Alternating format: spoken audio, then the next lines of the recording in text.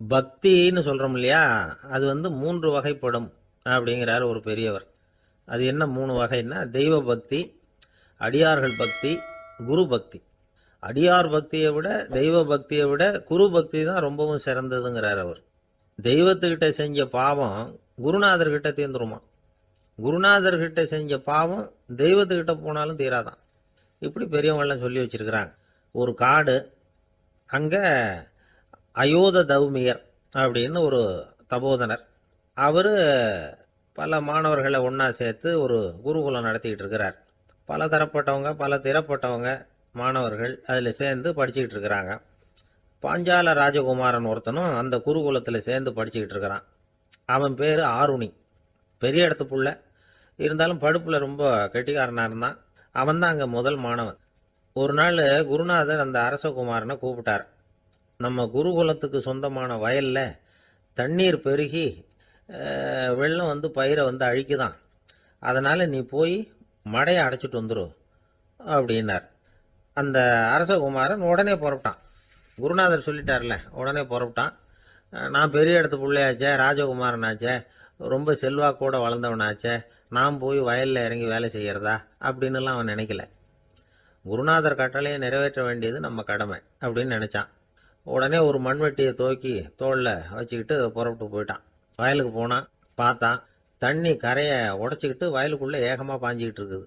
இவன் மண்வெட்டியால் களிமண்ணை புல்லோடு சேர்த்து புல் பத்த மாதிரி வெட்டி வெட்டி போட்டான். இருந்தாலும் மடையை அடைக்க முடியல. தண்ணி அதை மீறி வந்துக்கிட்டே இருக்குது.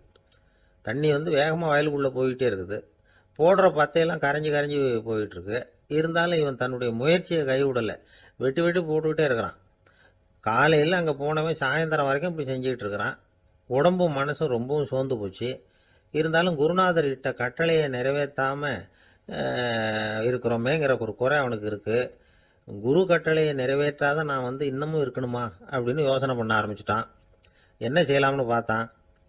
நம்ம குருநாதர் இட்ட பணிக்காக இந்த உடம்பையே தியாகம் பண்ணலாம் அப்படின்னு முடிவு பண்ணான். தண்ணி பாயுதில் அதுக்கு குறுக்க விழுந்து அப்படியே மடையை அடைச்சிக்கிட்டு அப்படியே படுத்துட்டான். இது மற்றவங்களுக்கு தெரியாது. அன்னைக்கு ராத்திரி ஒரு விளக்கு முன்னாடி உட்காந்து குருநாதர் பிள்ளைங்களுக்கு பாடம் சொல்லி கொடுத்துக்கிட்டு இருக்கிறார். முதல் வரிசையில் இருக்கக்கூடிய ராஜகுமாரனை காணலை. நம்ம ஆருணி எங்கே போனா அப்படின்னு சொல்லி மற்ற மாணவர்களை விசாரித்தார். இப்போ அவங்க சொன்னாங்க, சுவாமி, அவன் காலையில் வயலுக்கு வந்து மடையை அடைக்கிறதுக்காக போனான், நீங்கள் தான் போக சொன்னீங்க, இன்னும் திரும்பி வரல அப்படின்னு அவர் பையன். குருநாதர் உடனே ஒரு தீவெட்டி எடுத்துக்கிட்டு மாணவர்களை அழைச்சிக்கிட்டு வயலுக்கு போனார். அங்கே போய் பார்த்தா ஆளை காணும். ஆருணி ஆருணின்னு சொல்லி சத்தம் போட்டு கூப்பிட்டு பார்க்குறார். நான் இங்கே இருக்கேன் குருநாதா அப்படின்னு காலுக்கு அடியிலேருந்து ஒரு சத்தம் வருது. குனிஞ்சு பார்த்தா அவன் மடையில் படுத்துருக்கிறான். என்னப்பா இதுன்னார். காலையிலேருந்து இந்த மடையை அடைச்சி பார்த்தேன் சுவாமி, முடியல, அதனால் இப்படி குறுக்க படுத்துட்டேன். என்னை தாண்டறதுக்கு பயந்து போய் தண்ணியை தேங்கி நின்றுட்டுது அப்படின்னா. அவனுடைய குரு பக்தியையும் அவனை தாண்டறதுக்கு அஞ்சு நிற்கிற தண்ணி தேக்கத்தையும் பார்த்துட்டு எல்லாரும் ரொம்ப ஆச்சரியப்பட்டு போயிட்டாங்களாம். ஆருணி எழுந்திரிச்சு வா அப்படின்னு கூப்பிட்டாரான் குருநாதர். அவன் தண்ணீரை பொழந்துக்கிட்டு எழுந்திரிச்சு வந்தானான். அதனால அவனுக்கு வந்து உத்தாலகன் அப்படின்னு ஒரு பேர். உத்தாலகன்னா தண்ணீரை பிளந்தவன் அர்த்தம். அந்த உத்தாலகன் மாதிரி இந்த காலத்து மாணவர்களுக்கும் குரு பக்தி வேணும் அப்படின்னு சொன்னோம் ஒரு பள்ளிக்கூடத்தில். உடனே நிறைய மாணவர்கள் எழுந்திரிச்சு நின்னாங்க. சார், நீங்கள் எங்களை வந்து இன்னமும் சரியாக புரிஞ்சுக்கலன்னு நினைக்கிறோம். அன்னைக்காவது ஒருத்தன் அப்படி இருந்தான், இன்னைக்கு ஏகப்பட்ட உத்தாலகர்கள் இருக்கிறோம்.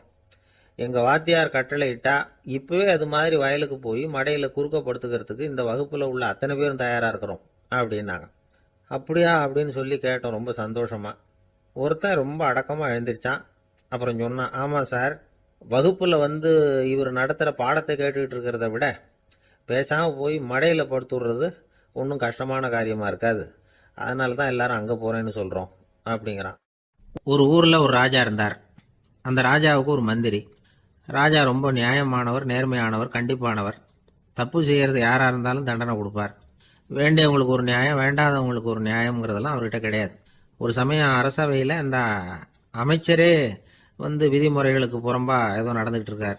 மன்னருக்கு கோபம் வந்துட்டுது. உடனே அந்த அமைச்சரை கிட்டத்தில் கூப்பிட்டு அவர் கன்னத்தில் ஓங்கி ஒரு அறை கொடுத்துட்டாராம். உடனே அந்த அமைச்சர் என்ன பண்ணார் தெரியுமா, நேராக போனார். அங்கே நின்றுகிட்டு இருந்த இன்னொருத்தர் கன்னத்தில் ஓங்கி அரைஞ்சார். அரை வாங்கினவர் திகைச்சு போயிட்டார். இவர் ஏன் நம்மளை வந்து அரைகிறார் அப்படின்னு யோசனை பண்ணார். மன்னரும் திகைச்சு போயிட்டார். நாம இவரை அரைஞ்சா அதுக்காக இவர் போய் இன்னொருத்தரை அரையணுமா அப்படின்னு யோசனை பண்ணார் அவர். இவருக்கு என்ன பைத்தியமானு கூட நினைக்க ஆரம்பிச்சுட்டார். ஆனால் என்ன ஆச்சுன்னா, அப்புறம் அமைச்சர் அவர் கவனிச்சுக்கிட்டு இருந்தாரா, அவர் இன்னொருத்தர் அரைஞ்சார் இல்லையா, அந்த அறை வாங்கின ஆசாமியை பார்த்து கத்திக்கிட்டு இருந்தார் யார் அமைச்சர். ஏன்பா என்கிட்ட அறைய வாங்கிட்டு இப்படி விவரம் இல்லாமல் நின்றுட்டு இருக்கிறிய, நான் உனக்கு கொடுத்ததை நீ வேற யாருக்கிட்டையாவது கொடுத்துரு அப்படின்னார். உடனே அந்த ஆள் பார்த்தான், தனக்கு அடுத்தபடியாக நின்றுட்டு இருந்தவனை ஓங்கி ஒரு அறை அரைஞ்சான். அவன் கண்ணத்தை தடவிட்டே யோசனை பண்ணான். இது ஏதோ புரிஞ்சுக்கிட்ட மாதிரி அடுத்தாப்புல நின்றுட்டு இருந்தவனை அரைஞ்சான். இப்படி இந்த அறை மாறி மாறி போய்கிட்டே இருக்குது. ஊரு பூரா பிரயாணம் பண்ண ஆரம்பிச்சுட்டுது. அன்னைக்கு ராத்திரி அந்த ராஜா படுக்கிறதுக்காக போனார். அந்த நேரம் பார்த்து அவர் கண்ணத்தில் பலார்னு ஒரு அறை விழுந்தது. நம்மளே அரையிறது யாரு அப்படின்னு அதிர்ச்சியோட மன்னர் திரும்பி பார்க்கறாரு. அரைஞ்சது அவரோட மனைவி. என்னாச்சு உனக்குன்னு கத்துனார் ராஜா. உங்களுக்கு தெரியாதா, ஊர் பூரா ஒருத்தர் மாற்றி ஒருத்தர் மூலமா இந்த அறை பிரயாணம் பண்ணிட்டு வருது அப்படின்னாங்க அந்த அம்மா. அப்படின்னா ஆரம்பிச்ச இடத்துக்கே வந்துட்டுதா அப்படின்னாராம் மன்னர். என்ன சொல்றீங்கன்னு கேட்டிருக்காங்க. இவர் விவரத்தை சொன்னாராம். அப்படின்னா நீங்க ஆரம்பிச்சு வச்ச இந்த விளையாட்டை நான் முடிச்சு வச்சுட்டேன் அப்படின்னாங்களாம் அந்த அம்மா. மறுநாள் காலை மறுபடியும் அரசவை கூடிச்சு அந்த அமைச்சர் மன்னரை பார்த்து கேட்டார், என்ன மகாராஜா, என்கிட்ட கொடுத்ததை திருப்பி வாங்கிட்டீங்களா அப்படின்னாராம். இப்படி நடக்கும்னு நான் எதிர்பார்க்கவே இல்லைன்னார் மன்னர். ஆனால் நான் எதிர்பார்த்தேன். அது எங்கே போயிட போகுது, ஊர் பூரா சுற்றி கடைசியில் உங்ககிட்ட தான் வந்து சேரும் அப்படிங்கிறது எனக்கு தெரியும் அப்படின்னார் அமைச்சர். இந்த கதை வேடிக்கையாக இருந்தால் கூட இதில் உள்ள கருத்து முக்கியமானது. இந்த உலகத்தில் பல கருத்துக்கள் இப்படி தான் மாறி மாறி சுற்றி வந்துக்கிட்டே இருக்குது. நம்மளும் ஒருத்தன் தன்னுடைய நண்பன் ஒருத்தனை கடத்தெருவில் பார்த்தான். உடனே ஓடி போய் பலார்னு ஒரு அறை கொடுத்தானான். அவன் கண்ணத்தை தடவிட்டு ஏன்டா என்ன அரைஞ்சேன்னு கேட்டிருக்கான். நீ ஏன்டா என்ன முட்டாள்னு என் மனைவிட்ட போய் சொன்னேன் அப்படின்ட்டுருக்கான் அவன். உன்னை ஒரு முட்டாள்னு சொன்னதுக்காகவா நீ என்ன அரைஞ்ச அப்படின்னு கேட்டிருக்கான் இவன்.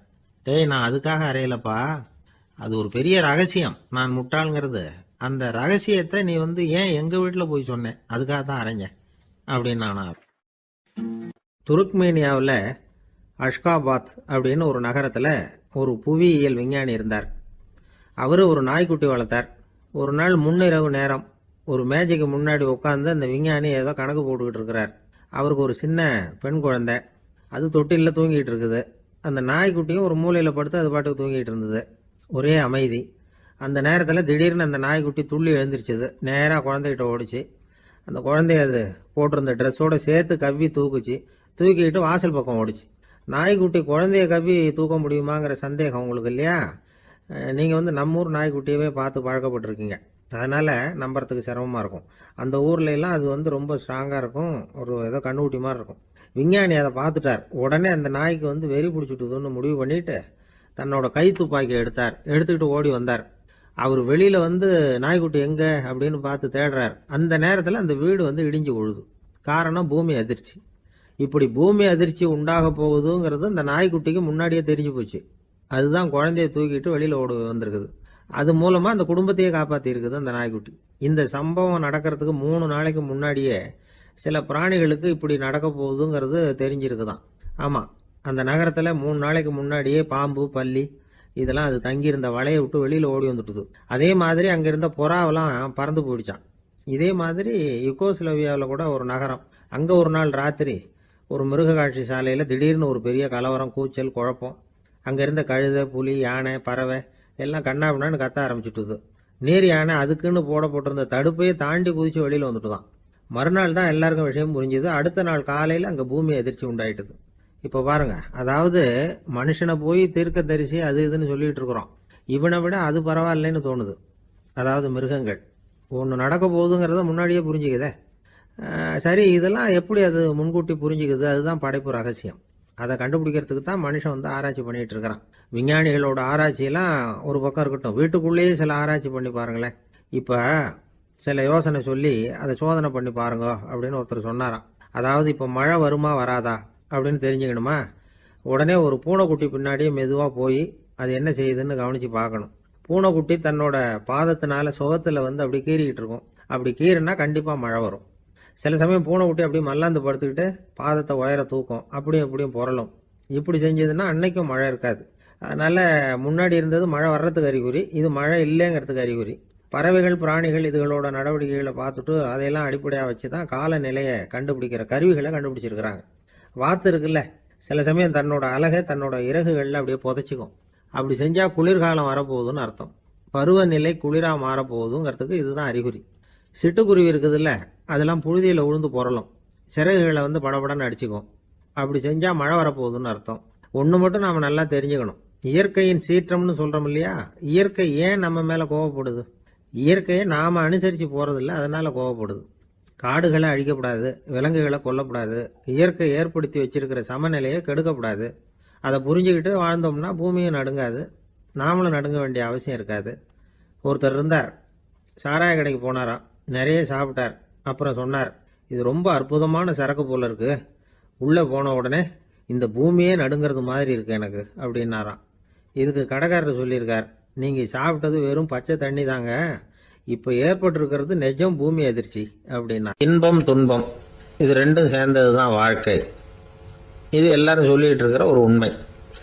அது சரி, இது ரெண்டும் வர்றதுக்கு என்ன காரணம்? துறவி ஒருத்தர் யோசிச்சு பார்த்துருக்கார். இன்ப துன்பம் தோன்றுவதற்கு முக்கியமாக 6 காரணங்கள் உண்டு அப்படிங்கிறார் அவர். அது என்னங்கிறத நாமளும் தெரிஞ்சு வச்சுக்குவோமே. இப்போ முதல் காரணம் சுயநலம். ஒரு தாயார் தன்னுடைய சுயநலம் கருதி தன்னுடைய மகன் இன்பமாக இருக்கணும்னு ஆசைப்படுறாங்க. மகனும் அப்படியே ஆசைப்படுறான். அதனால தாயாரின் இன்ப துன்பங்களை பார்த்துட்டு மகனும் இன்ப துன்பம் அடையிறான். அந்த அம்மாவுக்கும் அதே நிலைமை தான். 2வது காரணம் உறவு. நான் துறவியான பிறகு கூட உறவுங்கிற காரணத்தினால தான் தாயாருடைய சுக துக்கங்களை கண்டு நானும் சுக துக்கம் அடைகிறேன். என் தாயாருடைய நிலைமையும் இதுதான் அப்படிங்கிறார் ஒரு துறவி. 3வது காரணம் என்னன்னா அறிமுகம். எனக்கு அறிமுகமான ஒருத்தரை ரயில் நிலையத்தில் சந்திக்கிறேன். அவர் தன்னுடைய பணப்பையை எங்கேயோ தொலைச்சி விட்டு வருத்தப்பட்டு இருக்கிறார். நானும் வருத்தப்படுறேன். அந்த சமயத்தில் யாரோ ஒருத்தர் இதுதானே அவங்க பணப்பை அப்படின்னு சொல்லி கொண்டாந்து நீட்டுறார். பணப்பையை தொலைச்சவர் சந்தோஷப்படுறார், நானும் சந்தோஷப்படுறேன். இது அந்த துறவி சொல்ற அனுபவம். 4வது காரணம் என்னன்னா கருணை. எனக்கு முன்னே தெரியாத ஒருத்தனை யாரோ ஒருத்தன் அடிச்சு காயப்படுத்தி போடுறான். கருணை காரணமா நான் அதுக்காக துக்கப்படுறேன். 5வது காரணம் எதையும் நம்புறது. ஒரு பசுமாட்டை ஒரு முரணை அடிச்சுக்கிட்டு இருக்கிறான் அப்படின்னு ஒருத்தர் நம்மகிட்ட சொல்றாருன்னு வைங்க, உடனே நான் துக்கப்படுறேன்.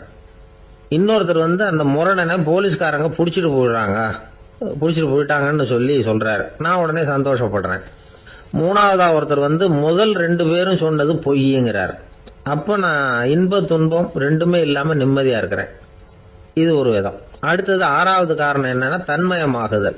ஒரு நாவல் படிச்சுக்கிட்டு இருக்கிறோம், அதுல வர்ற பாத்திரங்களோட நாம ஒன்றி போயிடுறோம். அதுல வர்ற பாத்திரங்கள் சிரிச்சுதுன்னா நாமளும் சிரிக்கிறோம், அது அழுதுன்னா நாமளும் அழறோம். அதெல்லாம் அந்த துறவி சொல்ற அனுபவ உண்மைகள். இன்ப துன்பம் இது ரெண்டும் தோன்றுவதற்கு சுயநலம், உறவு, அறிமுகம், கருணை, எதையும் நம்புறது, தன்மயமாகிறது, இது எல்லாம் தான் முக்கிய காரணம் அப்படின்னு அவர் சொல்றார். ஆக கூடி ஒட்டு மொத்தமா யோசனை பண்ணி பார்த்தா பிற பொருள்கள் மீது பற்றுதல் காரணமா தான் நாம இன்ப துன்பம் அடையிறோம் அப்படிங்கிறத புரிஞ்சுக்க முடியுது. மனுஷன் இன்ப துன்பம் அடையறதுக்கு 7வது காரணம் கூட ஒன்று உண்டு அப்படின்னு சொல்லிட்டே வந்தார் ஒருத்தர். அது என்ன அப்படின்னு கேட்டோம். அதுதான் சார் இந்த நீங்க சொல்லிட்டு வர்ற இன்று ஒரு தகவல்னார். எப்படி சொல்றீங்கன்னு கேட்டோம். இன்று ஒரு தகவல் கேட்க ஆரம்பிக்கிறப்போ மனசுல இன்பம், ஆரம்பிச்ச உடனே இது ஏற்கனவே கேட்ட சமாச்சாரமாச்சே அப்படின்னு நினைக்கிறப்போ துன்பம் அப்படின்னு அதுக்கு ஒரு விளக்கம் கொடுத்தார் அவர். ஒரு வயசான பாட்டியின் தாத்தாவும் ஒரு பூங்காவில் உட்காந்து பேசிக்கிட்டு இருக்கிறாங்க. அவங்களுக்கு கல்யாணம் ஆகி 53 வருஷம் ஆச்சு. பிள்ளைங்கள்லாம் படிச்சு பெரிய பெரிய வேலையில் இருக்கிறாங்க. பேரன் பேத்திகளும் நல்ல நிலைமையில இருக்கிறாங்க. இந்த தாத்தாவும் பாட்டியும் சிரிச்சு பேசிக்கிட்டு இருந்ததை ஒரு பெரியவர் பார்த்தார். அவருக்கு ஆச்சரியமா இருந்தது. இந்த வயசுலயும் இவ்வளவு அந்யோன்யமா இவங்க பேசிக்கிட்டு இருக்கிறாங்களே அப்படின்னு நினைச்சார். சரி, நேரிலேயே கேட்டுருவோமே அப்படின்னு நினைச்சுக்கிட்டு கிட்ட போனார். உங்க மன வாழ்க்கையின் வெற்றிக்கான ரகசியம் என்ன அப்படின்னு கேட்டார். இதை கேட்டதும் அந்த தாத்தா சிரிச்சுக்கிட்டே பாட்டியை பார்த்தாராம். அதுக்கப்புறம் சொன்னாராம், நான் இந்த அம்மாவை கல்யாணம் பண்ணிட்டதுக்கும் எங்களுடைய இல்வாழ்க்கை இவ்வளவு நாளா பலம் குறையாம மகிழ்ச்சியா இருக்கிறதுக்கும் காரணம் ஒண்ணுதான். அது என்ன காரணம்னா, எங்களுக்கு இடையில பொதுவா நிறைய குறைகள் உண்டு, அதுதான் காரணம் அப்படின்னாராம். அவர் சொல்றது சரிதான் அப்படிங்கிறது மாதிரியே அந்த பாட்டியும் அவரை நிமிர்ந்து பார்த்தாங்களாம். இந்த பெரியவர் மறுபடியும் அந்த பாட்டியை பார்த்து அதே கேள்வியை கேட்டிருக்கார். உங்களுடைய நீண்டகால மன வாழ்க்கைக்கு கிடைச்ச வெற்றி எதனாலேன்னு சொல்ல முடியுமா அப்படின்னு கேட்டாராம். அவங்களும் சிரிச்சுக்கிட்டே பதில் சொன்னாங்களாம். என்ன பதில் தெரியுமா? சில பேரை நாம குறிப்பிட்ட பண்புகளுக்காக நேசிக்கிறோம், வேற சிலரை நாம் அந்த பண்புகள் இல்லாத குறைகளுக்காகவே விரும்பி பழகிறோம் இல்லையா அப்படின்னு கேட்டுட்டு தலையை குனிஞ்சுக்கிட்டாங்களாம் அந்த பாட்டியம்மா. அவங்க அப்படி சொன்னதை கேட்டதும் இவருக்கு புதுசா ஞானம் பிறந்தது மாதிரி இருந்துதான். இதுதான் மனம் நிறைந்த மன வாழ்க்கை அப்படிங்கிறார் சுவாமி சின்மயானந்தர். பண்புகளை எப்படி நேசிக்க முடியுதோ அதே மாதிரி பண்புகள் இல்லாத குறைகளையும் நேசிக்க முடியும். மனசுதான் காரணம். ஒரு மேல்நாட்டு தம்பதி, அவங்களும் தாத்தா பாட்டி தான். அவங்க 2 பேரும் ஒரு பூங்காவில் உட்காந்து சிரிச்சு பேசிக்கிட்டு இருக்கிறாங்க. அதை ஒருத்தர் பார்த்தார். அவருக்கு ஆச்சரியம், இவ்வளவு காலம் ஆகி இந்த வயசுலயும் இப்படி அன்பா பேசிக்கிட்டு இருக்கிறாங்களே அப்படிங்கிற ஆச்சரியம். கிட்ட நெருங்கி போனாரு. கேட்டார், ஏன் தாத்தா உங்களுக்கு கல்யாணம் ஆகி எவ்வளவு வருஷம் ஆச்சுன்னார். 55 வருஷம் ஆச்சுன்னாராம் அவரு. இன்னமும் இவ்வளவு சந்தோஷமா இருக்கிறீங்களே, அதுக்கு என்ன காரணம்னு கேட்டிருக்கார். அதுக்கு என்ன காரணம்னா, இதுவரைக்கும் எங்களுக்குள்ள சண்டையே வந்ததில்லை அப்படின்னாராம். அது எப்படி முடியும்னு கேட்டிருக்கார் இவர் ஆச்சரியமா. அந்த தாத்தா சொல்ல ஆரம்பிச்சாராம், இதை பாருப்பா, எங்களுக்கு கல்யாணம் ஆன புதுசுல நானும் என்னுடைய மனைவியும் ஒரு குதிரை மேலே ஏறி ஒரு காட்டு வழியா போய்கிட்டு இருந்தோம். கொஞ்ச தூரம் போனதும் அந்த குதிரை எடக்கு பண்ணிச்சு. நான் உடனே கீழே இறங்கி அந்த குதிரையை பார்த்து, இது உனக்கு முதல் தடவை அப்படின்னு மிரட்டலா சொல்லிவிட்டு ஏறி உக்காந்தேன். மறுபடியும் போனோம். கொஞ்சம் தூரம் குதிரை நல்லபடியாக நடந்து போச்சு. மறுபடியும் எடக்கு பண்ண ஆரம்பிச்சுட்டுது. நான் கீழே இறங்கினேன். கையில் இருந்த சாட்டையால் ஓங்கி ஒரு அடி கொடுத்தேன். இது உனக்கு 2வது தடவை அப்படின்னு சொல்லிவிட்டு ஏறி உக்காந்தேன். மறுபடியும் குதிரை கொஞ்சம் தூரம் நல்ல விதமாக நடந்து போச்சு. அப்புறமும் எடக்கு பண்ண ஆரம்பிச்சுட்டுது. அந்த சமயத்தில் ஒரு ஆற்று பாலத்தை கடந்து போய்கிட்டு இருக்கிறோம். நான் கீழே இறங்கினேன். என்னுடைய மனைவியையும் கீழே இறங்க சொன்னேன். அந்த குதிரையை பிடிச்சி அப்படியே ஆற்றுல தள்ளி விட்டுட்டேன். தள்ளி விட்டுட்டு, இது உனக்கு கடைசி தடவை அப்படின்னு சொன்னேன். அதை பார்த்ததும் என் மனைவி பதறி போயிட்டாங்க. போய், ஐயோ பாவம், என்ன இப்படி பண்ணிவிட்டீங்க, உங்களுக்கு மனசுல கொஞ்சம் கூட இறக்கமே இல்லையா அப்படின்னாங்க. நான் மெதுவா இவங்க பக்கம் திரும்பி, இது உனக்கு முதல் தடவை அப்படின்னேன். அவ்வளவுதான். அன்னையிலேருந்து இன்னைய வரைக்கும் ஒரு நாள் கூட எங்களுக்குள்ள சண்டையே வந்ததில்லை அப்படின்னு விளக்கம் கொடுத்தார் அந்த தாத்தா. மனிதர்கள்ல சில பேர் ரொம்ப வித்தியாசமா நடந்துக்குவாங்க. மற்றவங்களுக்கு அது ரொம்ப ஆச்சரியமா கூட இருக்கும். அந்த ஆள் ஒரு மாதிரி பார்த்து நடந்துக்கோ அப்படின்னு கூட சொல்றது உண்டு. இவங்களை பார்த்து நாம பித்து குளியும்போம். உளவியல் இவங்களை எக்ஸென்ட்ரிக்ஸ் அப்படின்னு சொல்லுது. இவங்களை மனநோயாளிகள்னு தவறா புரிஞ்சுக்க கூடாது. அவங்க வேற, இவங்க வேற. எக்ஸென்ட்ரிக்ஸ் பத்தின சில விவரங்கள் ஒரு புத்தகத்துல இருக்கு. அதாவது ஸ்காட்லாந்துல ஒரு உளவியல் மருத்துவர் அதை எழுதியிருக்கிறார். அவர் பேரு டாக்டர் டேவிட் வீக்ஸ். அவருக்கு ஒரு உதவியாளர் இருந்தாராம். அவர் பேரு கேட் வுட். இவங்க 2 பேரும் சேர்ந்து இங்கிலாந்து பூரா சுத்தி பார்த்துருக்காங்க. 3 வருஷம் சுத்தினாங்களாம். நான் சொன்னது மாதிரி ஒரு மாதிரியா இருக்கிற ஆசாமிகள் பல பேரை சந்திச்சு பேசி அவங்கள பத்தி ஆய்வுலாம் நடத்தி இருக்கிறாங்க. அப்படி நடத்தி அதை ஒரு புத்தகமா எழுதியிருக்கிறாங்க. நிறைய பேசி பார்த்துட்டு அவங்க சொல்லியிருக்கிறத கேட்டா ரொம்ப ஆச்சரியமா இருக்குது. நாம இவங்களை பார்த்து பித்துக்குழிங்கிறோம், எக்ஸென்ட்ரிக்ஸ் அப்படின்னு சொல்றோம், கிண்டல் கூட பண்றோம். ஆனா அவங்களோட அறிவு ரொம்ப தெளிவானதான். இந்த ஆராய்ச்சியாளர்கள் சொல்றாங்க. அவங்க உடல் நலமும் ரொம்ப நல்லா இருக்குதான். உடம்புலயும் எந்த கோளாறும் இல்லையா. அவங்களுக்கு மகிழ்ச்சியும் அதிகமா, ஆயுளும் அதிகமா. அவங்கள பல பேர் என்ன சொல்றாங்கன்னா, நீங்க நினைக்கிறது மாதிரி இல்லை நாங்க, ஆனா நாங்க மற்றவங்கள்ல இருந்து வேறுபட்ட தன்மை உள்ளவங்க அப்படிங்கிறத ஒத்துக்கிறாங்களாம். இந்த உலகம் பிறந்ததுல இருந்தே இப்படிப்பட்ட வித்தியாசமான ஆசாமிகளும் பிறந்திருக்கிறாங்க. சரி, அப்படிப்பட்டவங்க எப்படி இருப்பாங்க? இப்ப ஒரு மகாராஜா தன்னோட நாய்க்கு லட்சக்கணக்கில் பணம் செலவு பண்ணி கல்யாணம் பண்ணி வச்சிருக்கிறார்.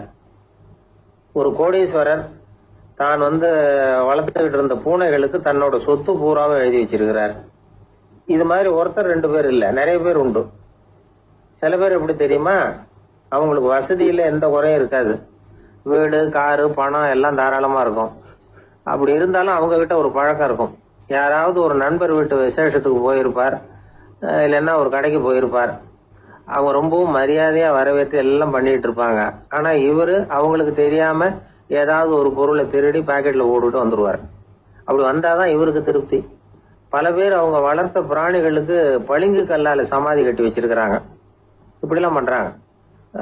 பல பேர் அவங்களுக்கு பிடித்தமான ஒருத்தர் எப்படியோ அதே மாதிரி தலைமுடி, தாடி வச்சுக்கிறது, உடை உடுத்திக்கிறது, மலை குகையில போய் குடியிருக்கிறது, இப்படி எவ்வளவோ வினோதமான நடவடிக்கைகள். இவங்களையெல்லாம் ஆய்வு பண்ணின டாக்டர் வீக்ஸ் என்ன சொல்றாரு தெரியுமா? பொதுவா இவங்க உயர்ந்த புத்திசாலிகளா இருக்கிறாங்க. ஒருமைப்பட்ட மனம், கருமையுமே கண்ணான பண்பு, தனிமையை நாடுற மனப்பான்மை எல்லாம் இவங்களுக்கு உண்டு.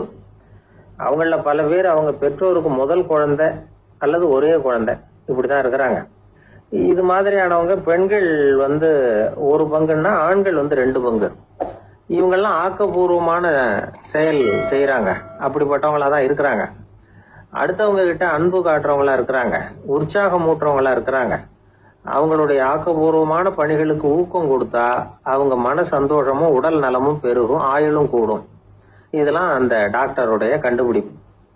பித்துக்குழித்தனத்துக்கும் மனநோய்க்கும் வித்தியாசம் உண்டுங்கிறத சொல்றதுதான் இந்த தகவல். அதனால ரெண்டும் ஒண்ணுன்னு நினைச்சிடக்கூடாது. ஒரு நண்பன் ஒருத்தனை பத்தி சொல்றோம். அவன் எந்த வகைன்னு நீங்களே முடிவு பண்ணுங்களேன். அவன் ஒரு கல்யாண வீட்டுக்கு போய் சாப்பிட்டுட்டு வெளியில வந்தோம். அவன் கூட வெளியில வந்த உடனே ரொம்ப நேரமா தன்னோட செருப்பை தேடிட்டு இருந்தான். என்னப்பா இன்னுமா உன் செருப்பு கிடைக்கல அப்படின்னு கேட்டோம். இல்ல என்னது முன்னாடியே கிடைச்சுட்டுது, அதை விட நல்லதா ஏதாவது கிடைக்குமான்னு பாக்குறேன் அப்படின்னா. ஊர்ல ஒரு ஞானி இருந்தார். ஒரு நாள் அவரை தேடிட்டு ஒருத்தர் வந்தார். வந்தவர் ஞானியை பார்த்து ஒரு கேள்வி கேட்டார். ஐயா, உங்களுடைய சாதனை என்ன? இதுதான் அவர் கேட்ட கேள்வி. இத கேட்டதும் அந்த ஞானி நிமிர்ந்து இவரை பார்த்தார். அப்புறம் சொன்னார், அது ஒன்றும் பெரிய விஷயம் இல்லை, அது ரொம்ப எளிமையான ஒண்ணு. எப்ப எனக்கு பசிக்குதோ அப்ப நான் சாப்பிட்டுருவேன், எப்ப எனக்கு தூக்கம் வருதோ அப்ப நான் தூங்கிடுவேன், அவ்வளவுதான் அப்படின்னாரு. கேள்வி கேட்டவர் ஒரு மாதிரி ஆயிட்டார்.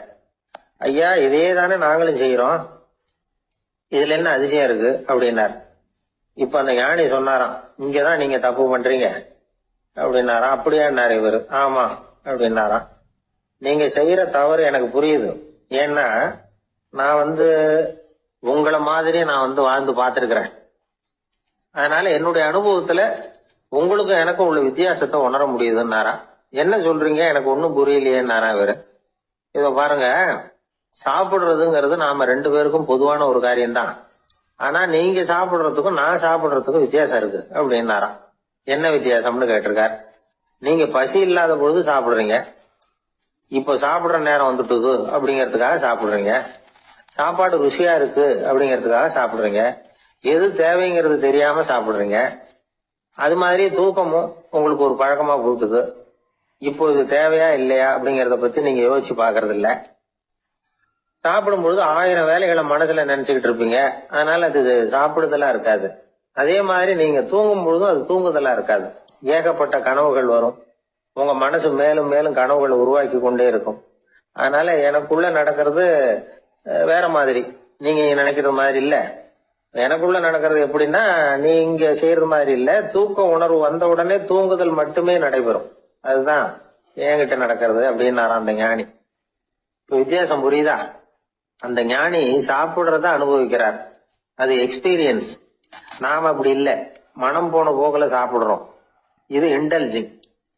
இது ரெண்டுலயும் செயல்ல வேறுபாடு இல்ல, விழிப்புணர்வுல தான் வேறுபாடு இருக்கு. அவர் சாப்பிடும் பொழுது ஒரு சாட்சி மனோபாவத்தோட சாப்பிடுறார். எவ்வளவு தேவையோ அவ்வளவுதான் சாப்பிடுறாரு. ஏன்னா அவருடைய விழிப்புணர்வு முழுமையா செயல்படுது. அதனால அவர் சாப்பிடும் பொழுது நம்மை விட மகிழ்ச்சியா இருக்கிறார். நாம அப்படி இல்ல, வயித்தை நிரப்புறதுக்காக சாப்பிடுறோம். இன்னும் சொல்ல போனா சாப்பிடும் பொழுது நாம அங்கேயும் இருக்கிறது இல்ல, எங்கேயோ போயிடுறோம். உடம்பு மட்டும்தான் அங்க இருக்கும். ஆனா ஞானி அப்படி இல்ல, அவர் சாப்பிடும் பொழுது சாப்பிடுதல் மட்டுமே இருக்கும். எந்த ஒரு செயலையும் விழிப்புணர்வோட செய்யலாம், மனம் போன போக்கிலையும் செய்யலாம். விழிப்புடன் செய்யறப்போ செய்யும் செயல் நம்ம அனுபவமாகிறது, அவ்வளவுதான். இதெல்லாம் பெரிய தத்துவம் மாதிரி தெரியும். இருந்தாலும் நாம புரிஞ்சுக்க வேண்டியது என்னன்னா, எந்த காரியத்தை செஞ்சாலும் அதுல முழு ஈடுபாடு வேணுங்கிறது முக்கியம். அந்த அளவுக்கு முதல்ல நம்மளை மாத்திக்கிட்டா போதும். ஆனா நம்ம ஆளுங்க அந்த அளவுக்கு இருக்கிறது இல்ல, எல்லாமே அரைகுறை தான். கேட்டா ஞாபகம் மருதி. ஒருத்தன் என்ன பண்ணானா, விமான டிக்கெட் வாங்கிக்கிட்டு ரயில்வே ஸ்டேஷனுக்கு வந்துட்டான். அப்புறம் தான் புரிஞ்சுது தவறுதெல்லாம் இங்க வந்துட்டோம்ங்கிறது. உடனே அவசரமா விமான நிலையத்தை நோக்கி ஓடி இருக்கிறான். அங்க போய் கவுண்டர்ல கேட்டிருக்கான், மேடம் நான் தவறுதலா ரயில்வே ஸ்டேஷனுக்கு போயிட்டேன், இப்ப விமானத்தையும் தவற விட்டுட்டேன், அடுத்த பிளைட்ல எனக்கு இதை மாத்தி தர முடியுமான்னு கேட்டிருக்கான். முடியாதுன்னாங்களாம் அந்த அம்மா. ஏன்னு கேட்டானா, ஏன்னா இப்ப நீங்க வந்திருக்கிறது பஸ் ஸ்டாண்டு அப்படின்னாங்களாம். என்ன சார் உங்க பையன் என்ன செஞ்சுட்டு இருக்கிறான் இப்போ அப்படின்னு கேட்டார் ஒருத்தர். அடிக்கடி கண்ணாடி முன்னாடி நின்று அழகு பார்த்துக்கிட்டு இருக்கிறான் சார் அப்படின்னாரு அப்பா. இளம் பருவம் இப்படிதான் இருக்கும், அதையெல்லாம் சாதாரணமா நினைச்சுடாதீங்க அப்படின்னாரு அவரு. என்ன சார் சொல்றீங்க, கண்ணாடி முன்னாடி நின்றுக்கிட்டு நேரத்தை வீணாக்கிக்கிட்டு இருக்கான், அதை ஒரு பெரிய விஷயமா நான் நினைக்கணுமா அப்படின்னாரு இவர். இளம் பருவத்துல இளைஞர்களுக்கும் சின்ன பொண்ணுங்களுக்கும் அடிக்கடி கண்ணாடியில பார்க்கணும்னு தோணும். அது வெறுமனே அழகு பார்க்கறது மட்டும் இல்ல, அவங்க தங்களையே தேடி கண்டுபிடிக்கிற ஒரு முயற்சி அது. இது ஒரு மனோதத்துவ விளைவு. இது வரைக்கும் சின்ன பிள்ளையா இருந்துட்டோம், இனிமே நாமளும் மற்றவங்க மாதிரி மனிதர்கள் தான் அப்படிங்கிற உணர்வு அவங்களுக்கு வருது. தங்களோட முகம் எப்படி இருக்குது, அழகு எப்படி இருக்கு, உடம்பு நேரம் எப்படி இருக்கு, முடி எப்படி இருக்கு அப்படிங்கறதெல்லாம் கண்டுபிடிக்கிறாங்க. அதுக்கப்புறம் இன்னொரு ஆணோ பொண்ணோ தன்னை கவனிக்கணும் அப்படின்னு நினைக்கிறாங்க. இதெல்லாம் மனோதத்துவ உண்மைகள், இதெல்லாம் இயற்கை. இதை பார்த்துட்டு பெத்தவங்க பிள்ளைங்க கெட்டு போட்டாங்க அப்படின்னு நினைக்கக்கூடாது, அவங்கள திட்டிகிட்டே இருக்கக்கூடாது. இன்னைக்கு பல குடும்பங்கள்ல இதுதான் நடந்துகிட்டு இருக்குது.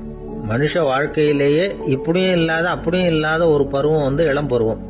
13 to 19 வயசுக்கு உட்பட்ட ஆண்கள் பெண்கள் இந்த வகையை சேர்ந்தவங்க, டீனேஜ் குரூப்.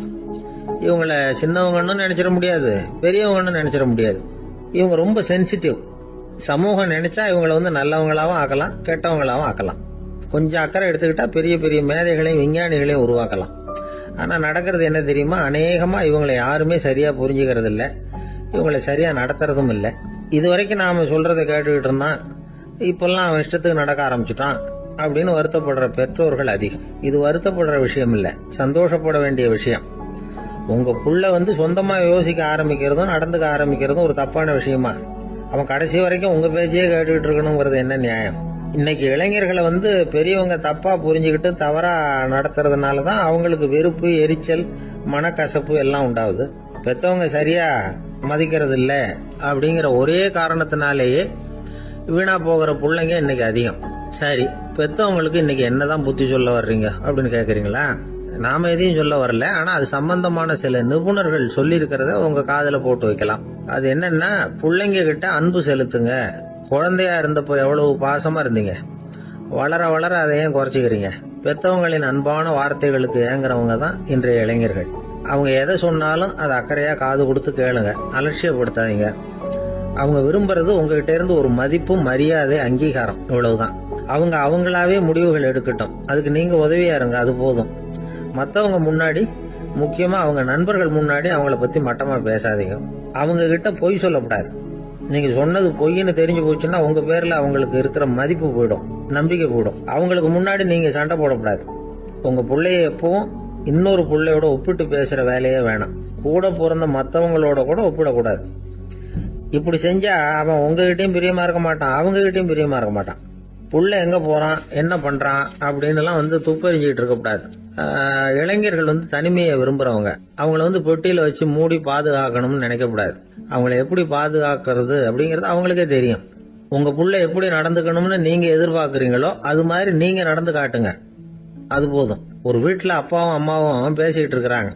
என்னங்க, நம்ம பொண்ணு பெரியவளாயிட்டா, அடிக்கடி கண்ணாடி முன்னாடி போய் நின்றுகிட்டு இருக்கிறா, சீக்கிரமா ஒரு பையனை பார்த்து கல்யாணத்தை முடிக்காம இப்படி மசன்னு கல்லு மாதிரி உட்காந்துருக்கிறீங்களே அப்படின்னு சத்தம் போட்டாங்க அந்த அம்மா. அவசரப்படாத, பாக்கிறதுக்கு கண்ணுக்கு அழகா லட்சணமா புத்திசாலியா ஒரு பையன் கிடைக்க வேணாமா, அதுதான் பாத்துக்கிட்டு இருக்கிறேன் அப்படின்னாரு அப்பா. இதுக்கு அந்த அம்மா சொல்றாங்க, எங்க அப்பா இப்படி எல்லாம் நினைச்சுக்கிட்டு இருந்திருந்தா எனக்கு கல்யாணமே ஆயிருக்காது தெரியுமா அப்படின்னாங்களாம். சீடன் வெளியூர் புறப்படுறதுக்கு தயாரா இருந்தான். ரொம்ப தூரம் போக போறான், திரும்பி வர நாளாகும். புறப்படுறதுக்கான ஆயத்த வேலைகள்ல ஈடுபட்டு இருந்தான். அந்த சமயம் பார்த்து இன்னொரு சீடன் அவங்கிட்ட வந்தான். நம்ம குரு உன்னை அழைச்சிட்டு வர சொன்னார், வா அப்படின்னு கூப்பிட்டான். இவன் உடனே புறப்பட்டு போனான். குருநாதரை பார்த்தான், அவர் காலில் விழுந்து வணங்கினான். வணங்கிவிட்டு எழுந்திரிச்சான். அவ்வளவுதான். குரு ஏதாவது உபதேசம் பண்ணுவாருன்னு எதிர்பார்த்தான். ஆனா நடந்தது என்ன தெரியுமா? குரு அவனுக்கு ஓங்கி ஒரு அடி கொடுத்தார். எதிர்பாராம இந்த அடியை வாங்கினதும் அந்த சீடன் அதிர்ந்து போயிட்டான். பக்கத்துல இருந்த மற்ற சீடர்களும் திகைச்சு போய் நின்னுட்டாங்க. அடி வாங்கின சீடனுக்கு மனசுக்குள்ள குழப்பம், நாம என்ன தப்பு பண்ணணும், புறப்படுற நேரத்துல இப்படி குரு கிட்ட அடி வாங்குற மாதிரி ஆயிட்டுதே அப்படின்னு நினைச்சு மனசுக்குள்ள ரொம்ப வேதனைப்பட்டான். கொஞ்சம் துணிச்சலை வரவழைச்சுக்கிட்டு குருநாதர்கிட்டயே கேட்டுட்டான், சுவாமி, நான் என்ன தப்பு பண்ணினேன்? என்ன இப்படி அடிச்சுட்டீங்களே, ஒரு வார்த்தை கூட உங்களை எதிர்த்து நான் பேசினது இல்லையே, இவ்வளவு காலமா உங்க விருப்பத்துக்கு விரோதமா ஒரு காரியம் கூட நான் செஞ்சது இல்லையே, வந்ததும் வராததுமா ஒண்ணுமே சொல்லாம என்ன அடிச்சுட்டீங்களே, குருவே நான் செஞ்ச குற்றம் தான் என்ன அப்படின்னு கண்ணீரோட பரிதாபமா கேட்டானா அந்த சீடன். ஆனா அந்த குரு முகத்துல கொஞ்சம் கூட கோபம் இல்லை. அவர் சிரிச்சுக்கிட்டே நின்றுகிட்டு இருந்தாராம். அதுக்கப்புறம் சொன்னாராம், என்னுடைய அருமை சீடனே, நீ ஒரு தவறும் பண்ணல. நான் உன்னை அடிச்சது நீ ஏதோ தப்பு பண்ணிவிட்டேங்கிறதுக்காக இல்ல. நீண்ட பயணம் போக போறேன், ஞாபகமா ஏதாவது கொடுத்து அனுப்ப வேணாமா? நீ ஞானம் பெற்ற பிறகுதான் திரும்பி வர போறேங்கிறது எனக்கு தெரியும். அதுக்கு பிறகு உன்னை வந்து அடிக்க முடியுமா? அதனால இப்ப கிடைச்சிருக்கிற இந்த வாய்ப்பை பயன்படுத்திக்கிட்டேன். அப்போதைக்கு இப்பவே அடிச்சுட்டேன், அவ்வளவுதான், வேற ஒண்ணும் இல்லை அப்படின்னாராம். குரு சிரிச்சுக்கிட்டே இப்படி சொல்றார். இருந்தாலும் இதுவும் ஒரு உபதேசம் தான். அதிர்ச்சிகளால வந்து விழிப்படைய வைக்கிறதும் ஒரு வழிதான். இது வந்து ஜென் வழி. பெரும்பாலும் அதிர்ச்சியின் மூலமாகவே ஞான தரிசனத்தை அருள்கிறவர்கள் தான் ஜென் குருமார்கள். நம்ம தியானம் தான் ஜென். இந்தியாவில இருந்து இது சீனாவுக்கு போய் கொஞ்சம் பேர் மாறி வளம் பெற்று ஜப்பான்ல ஜென் ஆகி வளர்ந்துருக்குது, அவ்வளவுதான். ஜென்கிறது தியானம். எதை நினைச்சும் தியானிக்கிறது இல்ல, எல்லாத்துலயும் தியானம் இருக்கிறதா சொல்லுது ஜென். பேசுறது, இருக்கிறது, நடக்கிறது, சாப்பிடுறது, சிரிக்கிறது, தூங்குறது, தொழில் செய்யறது அல்லது சும்மா இருக்கிறது எல்லாமே தியானம் தான். ஜென்கிறது ஒரு சுய தரிசனம், தன்னைத்தானே அடையாளம் கண்டுகொள்கிறது தான் அது. இல்லாத எதையும் தேடி கண்டுபிடிக்கிறது இல்ல. சென் மார்க்கத்தை பத்தி ஓஷோ என்ன சொல்றாரு தெரியுமா? காணாமல் போன தன்னுடைய மூக்கு கண்ணாடி தன்னுடைய மூக்கின் மேல் இருப்பதை கண்டுகொள்வது போன்றது சென் அப்படிங்கிறார். நம்மால் ஒருத்தர் இன்னொருத்தர் முகத்தை ரொம்ப நேரமா உத்து பார்த்துக்கிட்டு இருந்தார். என்ன பாக்குறீங்கன்னாரு அவரு. நீங்க போட்டிருக்கீங்களே மூக்கு கண்ணாடி, அதை தான் பாக்குறேன்னாரு இவரு. நீங்க அப்படி பாக்குறதுக்கு விசேஷ காரணம் ஏதாவது உண்டான்னு கேட்டார் இவர். உண்டுன்னார். என்னன்னு கேட்டார். நேத்திக்கு காணாம போன என்னோட மூக்கு கண்ணாடி அது அப்படின்னாராம் இவர். ஒரு ஊர்ல ஒரு ராஜா இருந்தார். அவர் ஒரு பூனை வளர்த்தார். ரொம்ப செல்லமா அவர் அந்த பூனையை வளர்த்தார். அவர் என்ன பண்ணுவார் தெரியுமா? இரவு நேரத்தில் அந்த பூனையோட தலையில ஒரு விளக்க வச்சிருவார். அந்த பூனை ரொம்ப ஜாக்கிரதையா அந்த விளக்கு கீழே விழுந்துடாம பார்த்துக்கும். தலையை ஆட்டாம ரொம்ப நிதானமா ராஜா பின்னாடி நடந்து போய்கிட்டே இருக்கும். அந்த விளக்கு வெளிச்சத்துல எல்லா வேலைகளையும் செஞ்சிருவார். கையில ஒரு விளக்க தனியா எடுத்துட்டு போக வேண்டிய அவசியமே இல்லை. விளக்க தூக்கிட்டு போற வேலையை அந்த பூனை பார்த்துக்கும். அதனால ராஜாவுக்கு அந்த பூனை மேல ரொம்ப பிரியம். மந்திரிகளை எல்லாம் கூப்பிட்டு அவங்க கிட்ட சொல்லுவார், பாத்தீங்களா இந்த பூனை எவ்வளவு விசுவாசமா நடக்குது, என் பேர்ல எவ்வளவு மரியாதை பாத்தீங்களா அதுக்கு அப்படிம்பார். இதை கேட்டுவிட்டு அங்கிருந்த அமைச்சர்கள் ஒருத்தர் சொன்னார், மன்னா நீங்க சொல்றது சரிதான், இருந்தாலும் இந்த பூனையோட விசுவாசத்தை நாம கொஞ்சம் சோதிச்சு பார்க்க வேண்டியிருக்கு அப்படின்னாராம். சரி, உங்க ஆசையை ஏன் கெடுக்கணும், நல்லா சோதிச்சு பாருங்க அப்படின்னு சொல்லிவிட்டார் ராஜா. உடனே அந்த அமைச்சர் என்ன பண்ணார் தெரியுமா? எங்கேயோ புறப்பட்டு போனார். ஒரு 5-6 எலிகளை பிடிச்சிட்டு வந்தார். அரண்மனையில் ராஜா ஏதோ வேலை பார்த்துக்கிட்டு இருக்கிறாரு. பக்கத்தில் அந்த பூனை ரொம்ப பணிவாக நின்றுக்கிட்டு இருக்குது. அது தலையில் விளக்கு எரிஞ்சிக்கிட்டு இருக்கு. அமைச்சர் தான் பிடிச்சிட்டு வந்த எலிகளை அந்த பூனை பார்வையில் படுறது மாதிரி எதிரில் விட்டார். அந்த எலிகள்லாம் அங்கேயும் இங்கேயும் ஓட ஆரம்பிச்சுது. அதை பார்த்தது பூனை, அவ்வளவுதான். தலையில் இருக்கிற விளக்கை பற்றியும் கவலைப்படலை, ராஜாவை பற்றியும் கவலைப்படல. ஒரே பாய்ச்சலாக பாஞ்சு எலிகளை துரத்த ஆரம்பிச்சுட்டுது. தலையில் இருந்த விளக்கு எங்கேயோ போய் விழுந்தது, அணைஞ்சு போச்சு. இருட்டில் ராஜா தடுமாற ஆரம்பிச்சுட்டார். இந்த சமயத்தில் அந்த அமைச்சர் மறுபடியும் விளக்கை ஏற்றினார். வெளிச்சம் வந்தது. அதுக்கப்புறம் அந்த அமைச்சர் பேசினார். அரசே, பூனையோட விசுவாசத்தை பார்த்தீங்களா? எலி அது கண்ணில் படுற வரைக்கும் தான் விசுவாசமா இருந்தது. அது மாதிரி எலியை பார்த்ததும் எல்லாத்தையும் விட்டுட்டு அதை துரத்த ஆரம்பிச்சுட்டு பார்த்தீங்களா? தான் அந்த பூனையை பற்றி நினைச்சது தப்புங்கிறது அதுக்கப்புறம் தான் அந்த ராஜாவுக்கு புரிஞ்சுதான். சரி, இப்போ எதுக்கு இந்த கதையெல்லாம் அப்படிங்கிறீங்களா? இந்த பூனை மாதிரி தான் நம்ம மனசும். மனசை எவ்வளவுதான் பயிற்சி கொடுத்து பக்குவமாக வச்சிருந்தாலும் பார்க்கறதுக்கு பரமசாது மாதிரி தான் இருக்கும். பார்க்க வேண்டியதை பார்த்துட்டுதுன்னா பாஞ்சிரும். இந்த பூனை மாதிரி புலன் இன்ப பொருள்கள் கிட்டாத வரைக்கும் மனம் அடங்கி இருக்கிறது மாதிரி தான் தெரியும். கொஞ்சம் வாய்ப்பு கிடைச்சாலும் அது குதிக்க ஆரம்பிச்சிரும், தப்பு பண்ண ஆரம்பிச்சிரும். பெரிய பெரிய முனிவர்கள் வாழ்க்கையில் நடந்த வீழ்ச்சி இதை தான் நிரூபிக்குது. புலன்களின் ஆற்றல் அதிகம். அதனால மனக்கட்டுப்பாடு பயிற்சிகள்ல ரொம்ப எச்சரிக்கையா இருக்கணுங்கிறார் சுவாமி சிவானந்தர். மது பழக்கத்தையே விட்டுட்டேன்னு உறுதியா இருப்பான். கடை கண்ணில் பட்டுவிட்டதுன்னா கால் அவனை கேட்காமலே இழுத்துக்கிட்டு உள்ள போயிடும். இதுதான் மனசுங்கிறது. அதுதான் அந்த ராஜா வளர்த்த பூனை. நம்மால் ஒருத்தன் அந்த ராஜா பூனை தலையில விளக்க வச்சது மாதிரி இவன் தன்னுடைய தலையிலேயே ஒரு விளக்க ஏற்றி வச்சுக்கிட்டு என்னத்தையும் தேட ஆரம்பிச்சான். தேடிட்டு இருக்கிறான். தலையை ஆட்டாம நிதானமா நடந்து ரொம்ப நேரமா தேடிட்டு இருக்கிறான். அந்த சமயம் அங்க வந்த ஒருத்தர் என்னத்தை தேடுறீங்கன்னு கேட்டார். அதுதான் மறந்து போச்சு அப்படின்னு இழுத்தான். சரி, கொஞ்சம் இப்படி உட்காருங்க, ஞாபகம் வந்ததும் தேட ஆரம்பிக்கலாம் அப்படின்னாரு அவரு. இவன் கொஞ்ச நேரம் உட்காந்து யோசிச்சான். அப்புறம் திடீர்னு எழுந்திரிச்சான். ஞாபகம் வந்துட்டுதுன்னா. என்னன்னு கேட்டார். எங்க வீட்டில் இருந்த விளக்க எங்க வச்சேன்னு தெரியல, அதை தான் தேடிட்டு இருக்கிறேன், ஏற்றி வைக்கலாம்னு பார்க்குறேன் அப்படின்னா. ஒரு ராஜா இருந்தார். நாடு பூராவும் நிறைய மரங்களை நட்டு வளர்க்கணுங்கிறது அவரோட ஆசை. தானே அதுக்கு முன்மாதிரியா இருக்கணும்னு நினைச்சார். அரண்மனையை சுத்தி மரங்களை நட்டு வளர்த்தார். இதை பார்த்துட்டு ஜனங்களும் அவங்கவுங்க வீட்டை சுத்தி மரக்கன்றுகளை நட்டு வளர்த்தாங்க. கொஞ்ச காலத்துல ஊர் பூரா பசுமையா மாறிச்சு. எல்லாருக்கும் சந்தோஷமா இருந்தது.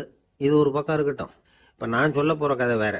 அதாவது அந்த ராஜா ஒரு நாள் தன்னுடைய அரண்மனையை சுத்தி இருக்கிற விதவிதமான மரங்களை எல்லாம் போய் பார்த்தார். எப்படி இருக்கிறீங்க அப்படின்னு ஒவ்வொரு மரத்துக்கிட்டையும் விசாரிச்சாராம். எந்த மரமும் சந்தோஷமா இருக்கிறதா தெரியல. அதுக்கும் மனசுல ஒரு குறை. முதல்ல ஆலமரத்துக்கிட்ட போனார். அது சொல்லிச்சு, மண்ணா, நான் நல்லா பெருசா வளர்ந்துருக்கிறேன், அடர்த்தியா இருக்கிறேன், கிளையெல்லாம் 4 பக்கமும் நல்லா படர்ந்து தான் இருக்குது, இருந்தாலும் எந்த பிரயோஜனமும் இருக்கிறதா தெரியல எனக்கு. என்னுடைய பழம்லாம் ரொம்ப சின்னதாக இருக்குது, என் கண்ணுக்கு சரியாக புறப்பட மாட்டேங்குது.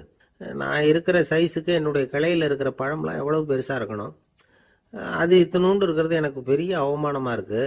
இப்படி இங்கே நின்றுக்கிட்டு இருக்கிறதே ரொம்ப கூச்சமாக இருக்குது. ஒரு நல்ல புயல் வந்ததுன்னா பேசாமல் சாஞ்சு விடலாமான்னு பார்க்குறேன் அப்படின்னு புலம்புது ஆலமரம். சரி இருக்கட்டும்னு நினச்சிக்கிட்டு ராஜா அடுத்தபடியாக ஒரு அத்தி மரத்துக்கிட்ட போனார். அதுவும் புலம்ப ஆரம்பிச்சிட்டுது. நான் கூட பெரிய மரம் தான், இல்லை இலையெல்லாம் அழகாக தான் இருக்குது, பழம் அழகாக இருக்குது, இருந்தாலும் உள்ள விஷயம் இல்லையே, அத்தி பழத்தை புட்டு பார்த்தா அத்தனையும் சொத்தை அப்படின்னு பழமொழியே உண்டாயிட்டுதே. இப்படி ஒரு கெட்ட பேரோட நான் இருக்கணுமா அப்படின்னு புலம்புது அது. சரி இது இருக்கட்டும் அப்படின்னு சொல்லி அடுத்தபடியாக வேப்ப மரத்துக்கிட்ட போனார். அது தன்னுடைய வேதனையை வெளியிட்டது. எனக்கு எவ்வளவோ மருத்துவ குணங்கள்லாம் இருக்கிறதா சொல்லிக்கிறாங்க, இருந்தாலும் என்ன பிரயோஜனம், என்னுடைய பழத்தை மனிதர்கள் யாரும் விரும்பி சாப்பிட்றது இல்லையே அப்படின்னுது. ராஜா அடுத்தாப்புல இருந்து ஒரு பனை மரத்துக்கிட்ட போனார். நான் நல்லா உயரமாக தான் வளர்ந்துருக்கிறேன், மற்ற மரங்கள்லாம் என்னை வந்து அண்ணாந்து தான் பார்க்கணும், இருந்தாலும் என்கிட்ட நிழலுக்காக யாரும் வந்து ஒதுங்கிறது இல்லையே அப்படின்னுது. என்ன இது எல்லா மரமும் இப்படி திருப்தி இல்லாமல் இருந்துகிட்டு இருக்குதே அப்படின்னு நினச்சிக்கிட்டே ராஜா அடுத்தபடியாக அங்கே இருந்த ஒரு பைன் மரத்துக்கிட்ட போனார். அழகாக உயரமாக பசுமையாக தான் இருந்தது, ஆனால் பழமோ பூவோ கிடையாது. அதை நினச்சி அது வருத்தப்பட்டுக்கிட்டு இருக்குது. ஓக் மரம் அது ஒன்று நின்றுட்டு இருந்தது. அது என்ன சொல்லிச்சுன்னா, இலையுதிர் காலத்தில் என் மேலே இருக்கிற எல்லா இலைகளும் உதிர்ந்து போடுது, முடி கொட்டின மனிதர்கள் மாதிரி மொட்டையாக நான் நிற்க வேண்டி இருக்குது, என்ன வாழ்க்கை இது அப்படின்னு சொல்லி அழுத்துக்கிட்டது. சரி புளிய மரம் என்ன சொல்லுது பார்ப்போம்னு அதுகிட்ட போனா, என்னுடைய நிழலில் யாருமே தங்க மாட்டாங்க, உடம்புக்கு சூடுன்னு ஒதுங்கி போயிடுவாங்க, அடிமரத்தை பார்த்தீங்கன்னா பட்டையெல்லாம் உறிஞ்சி பார்க்கறதுக்கே கேவலமாக இருப்பேன் அப்படின்னுது அது. முருங்கை மரம் என்ன சொல்லிச்சு தெரியுமா, என்னுடைய இலை காயெல்லாம் சாப்பிட்றவங்களுக்கு சத்து கொடுக்கறது வாசம் தான், ஆனால் என் உடம்புல சத்தே கிடையாது, கொஞ்சம் வேகமாக காற்று அடிச்சதுன்னா முறிஞ்சி விழுந்துடுறேன், என்ன வாழ்க்கை இது அப்படின்னு சொல்லி அது வருத்தப்பட்டது. ராஜா யோசனை பண்ணார், என்ன இது மரங்கள் வந்து பூமியின் வரங்கள்னு சொல்கிறோம், மழை பெய்யறதுக்கு அதுதான் காரணம், பூமி செழிப்பாக இருக்கிறதுக்கும் அதுதான் காரணம், வீடு கட்டுறதுக்கு மரம், நாற்காலி செய்ய உபயோகப்படுத்துறதுக்கும் அதுதான் உபயோகப்படுது, மனுஷனுக்கு வேண்டிய ஆகாரங்களையும் கொடுக்குது, இப்படிலாம் இருந்தும் எல்லா மரமும் நிம்மதி இல்லாமல் இருந்துகிட்டு இருக்குதே அப்படின்னு நினைச்சார். அப்போ அங்க இருந்த ஒரு மகிழ மரம் அவர் கண்ணில் பட்டது. அந்த மரம் மட்டும் கொஞ்சம் நிம்மதியா மகிழ்ச்சியா இருக்கிறது மாதிரி தெரிஞ்சுது. உடனே ராஜா அதுகிட்ட போனார். உனக்கு மனசுல எதுவும் குறை இல்லையான்னு கேட்டார். இல்லை, நான் சந்தோஷமா தான் இருக்கேன்னு அந்த மகிழ மரம். அப்படியான்னு ஆச்சரியமா கேட்டார் ராஜா. ஆமா மன்னா, இந்த இடத்துல நீங்க ஒரு முருங்கை மரத்தையோ வேப்ப மரத்தையோ கூட நட்டிருக்கலாம், ஆனா இந்த இடத்துல நடுறதுக்கு என்ன தேர்ந்தெடுத்திருக்கிறீங்க, அதுவே எனக்கு பெருமை, அதுவே எனக்கு திருப்தி அப்படின்னு தான் மகிழ மரம். மகிழ மரம் சாதாரணமாக தான் இருக்கும், இளம் மஞ்சள் நிறத்தில் பூக்கள், அது காய்ந்தும் மனம் வீசும். மகிழ மரம் மாதிரி மன திருப்தியோடு வாழறதுக்கு நாம் கற்றுக்கணுமா. நாம் இந்த உலகத்தில் ஒரு நாயாவோ நரியாவோ கூட பிறந்திருக்கலாம், மனுஷனாக பிறந்திருக்கிறோம், அதுவே பெருமை தானே. இந்த நிறைவு தான் மகிழ்ச்சியின் ரகசியம். ஒரு பையன் அப்பா கிட்ட போய், அப்பா நீங்கள் இந்த உலகத்தில் ஒரு மனுஷனாக பிறந்தது என்னோட அதிர்ஷ்டம் நானா. ஏண்டா அப்படி சொல்கிறேன்னு இருக்கார் அப்பா. நீங்கள் ஒரு கரடியாக பிறந்திருந்தா இந்நேரம் நானும் ஒரு கரடி குட்டியாக தானே இருந்திருப்பேன் அப்படின்னு நானா பையன். இந்த உலகத்தில் நாம் நல்லபடியாக இருக்கணும்னா அதுக்கு முக்கியமாக தேவைப்படுறது 2. ஒன்று செல்வம், இன்னொன்று அறிவு. சரி, இது 2ல் சிறந்தது எது அப்படின்னு ஒரு கேள்வி கேட்டால் என்ன பதில் சொல்கிறது? இதே கேள்வியை ஹஸ்ரத் அலி அவர்கள்கிட்ட கேட்டாங்களாம். அவர் ஒரு பெரிய அறிஞர். கேள்வி கேட்டவங்களும் சாதாரண ஆட்கள் இல்லை, இவங்களும் அறிஞர்கள். ஒரு நாள் ஹஸ்ரத் அலி அவர்கள்கிட்ட 10 அறிஞர்கள் வந்தாங்களாம். ஐயா, நாங்கள் 10 பேரும் உங்ககிட்ட ஒரே கேள்வியை தான் கேட்க வந்திருக்கிறோம். ஆனால் எங்கள் 10 பேருக்கும் நீங்கள் தனித்தனியாக பதில் சொல்ல முடியுமா அப்படின்னு கேட்டிருக்காங்க. அதாவது அவங்க ஒரே கேள்விக்கு இவர்கிட்ட இருந்து 10 விதமான பதில் எதிர்பார்க்குறாங்க. சரி கேளுங்க, என்ன கேள்வி அப்படின்னார் அவர். அப்போதான் அவங்க கேட்டாங்களாம், செல்வம் அறிவு இது ரெண்டுல சிறந்தது எது? இதுதான் கேள்வி. ஹஸ்ரத் அலி என்ன பண்ணார் தெரியுமா? அவங்கள ஒவ்வொருத்தராக கூப்பிட்டார். ஒவ்வொரு விதமான பதிலை சொல்லி அனுப்புனார். முதல்ல ஒருத்தரை கூப்பிட்டார், சொன்னார், அறிவுங்கிறது தீர்க்கதரிசிகள், ஞானிகள், மகான்கள் இவங்களோட பரம்பரை சொத்து. ஆனால் செல்வம்ங்கிறது கொடுங்கோலரின் ஆயுதம். அதனால் அறிவு தான் சிறந்தது அப்படின்னார். ரெண்டாவது ஆளை கூப்பிட்டார்.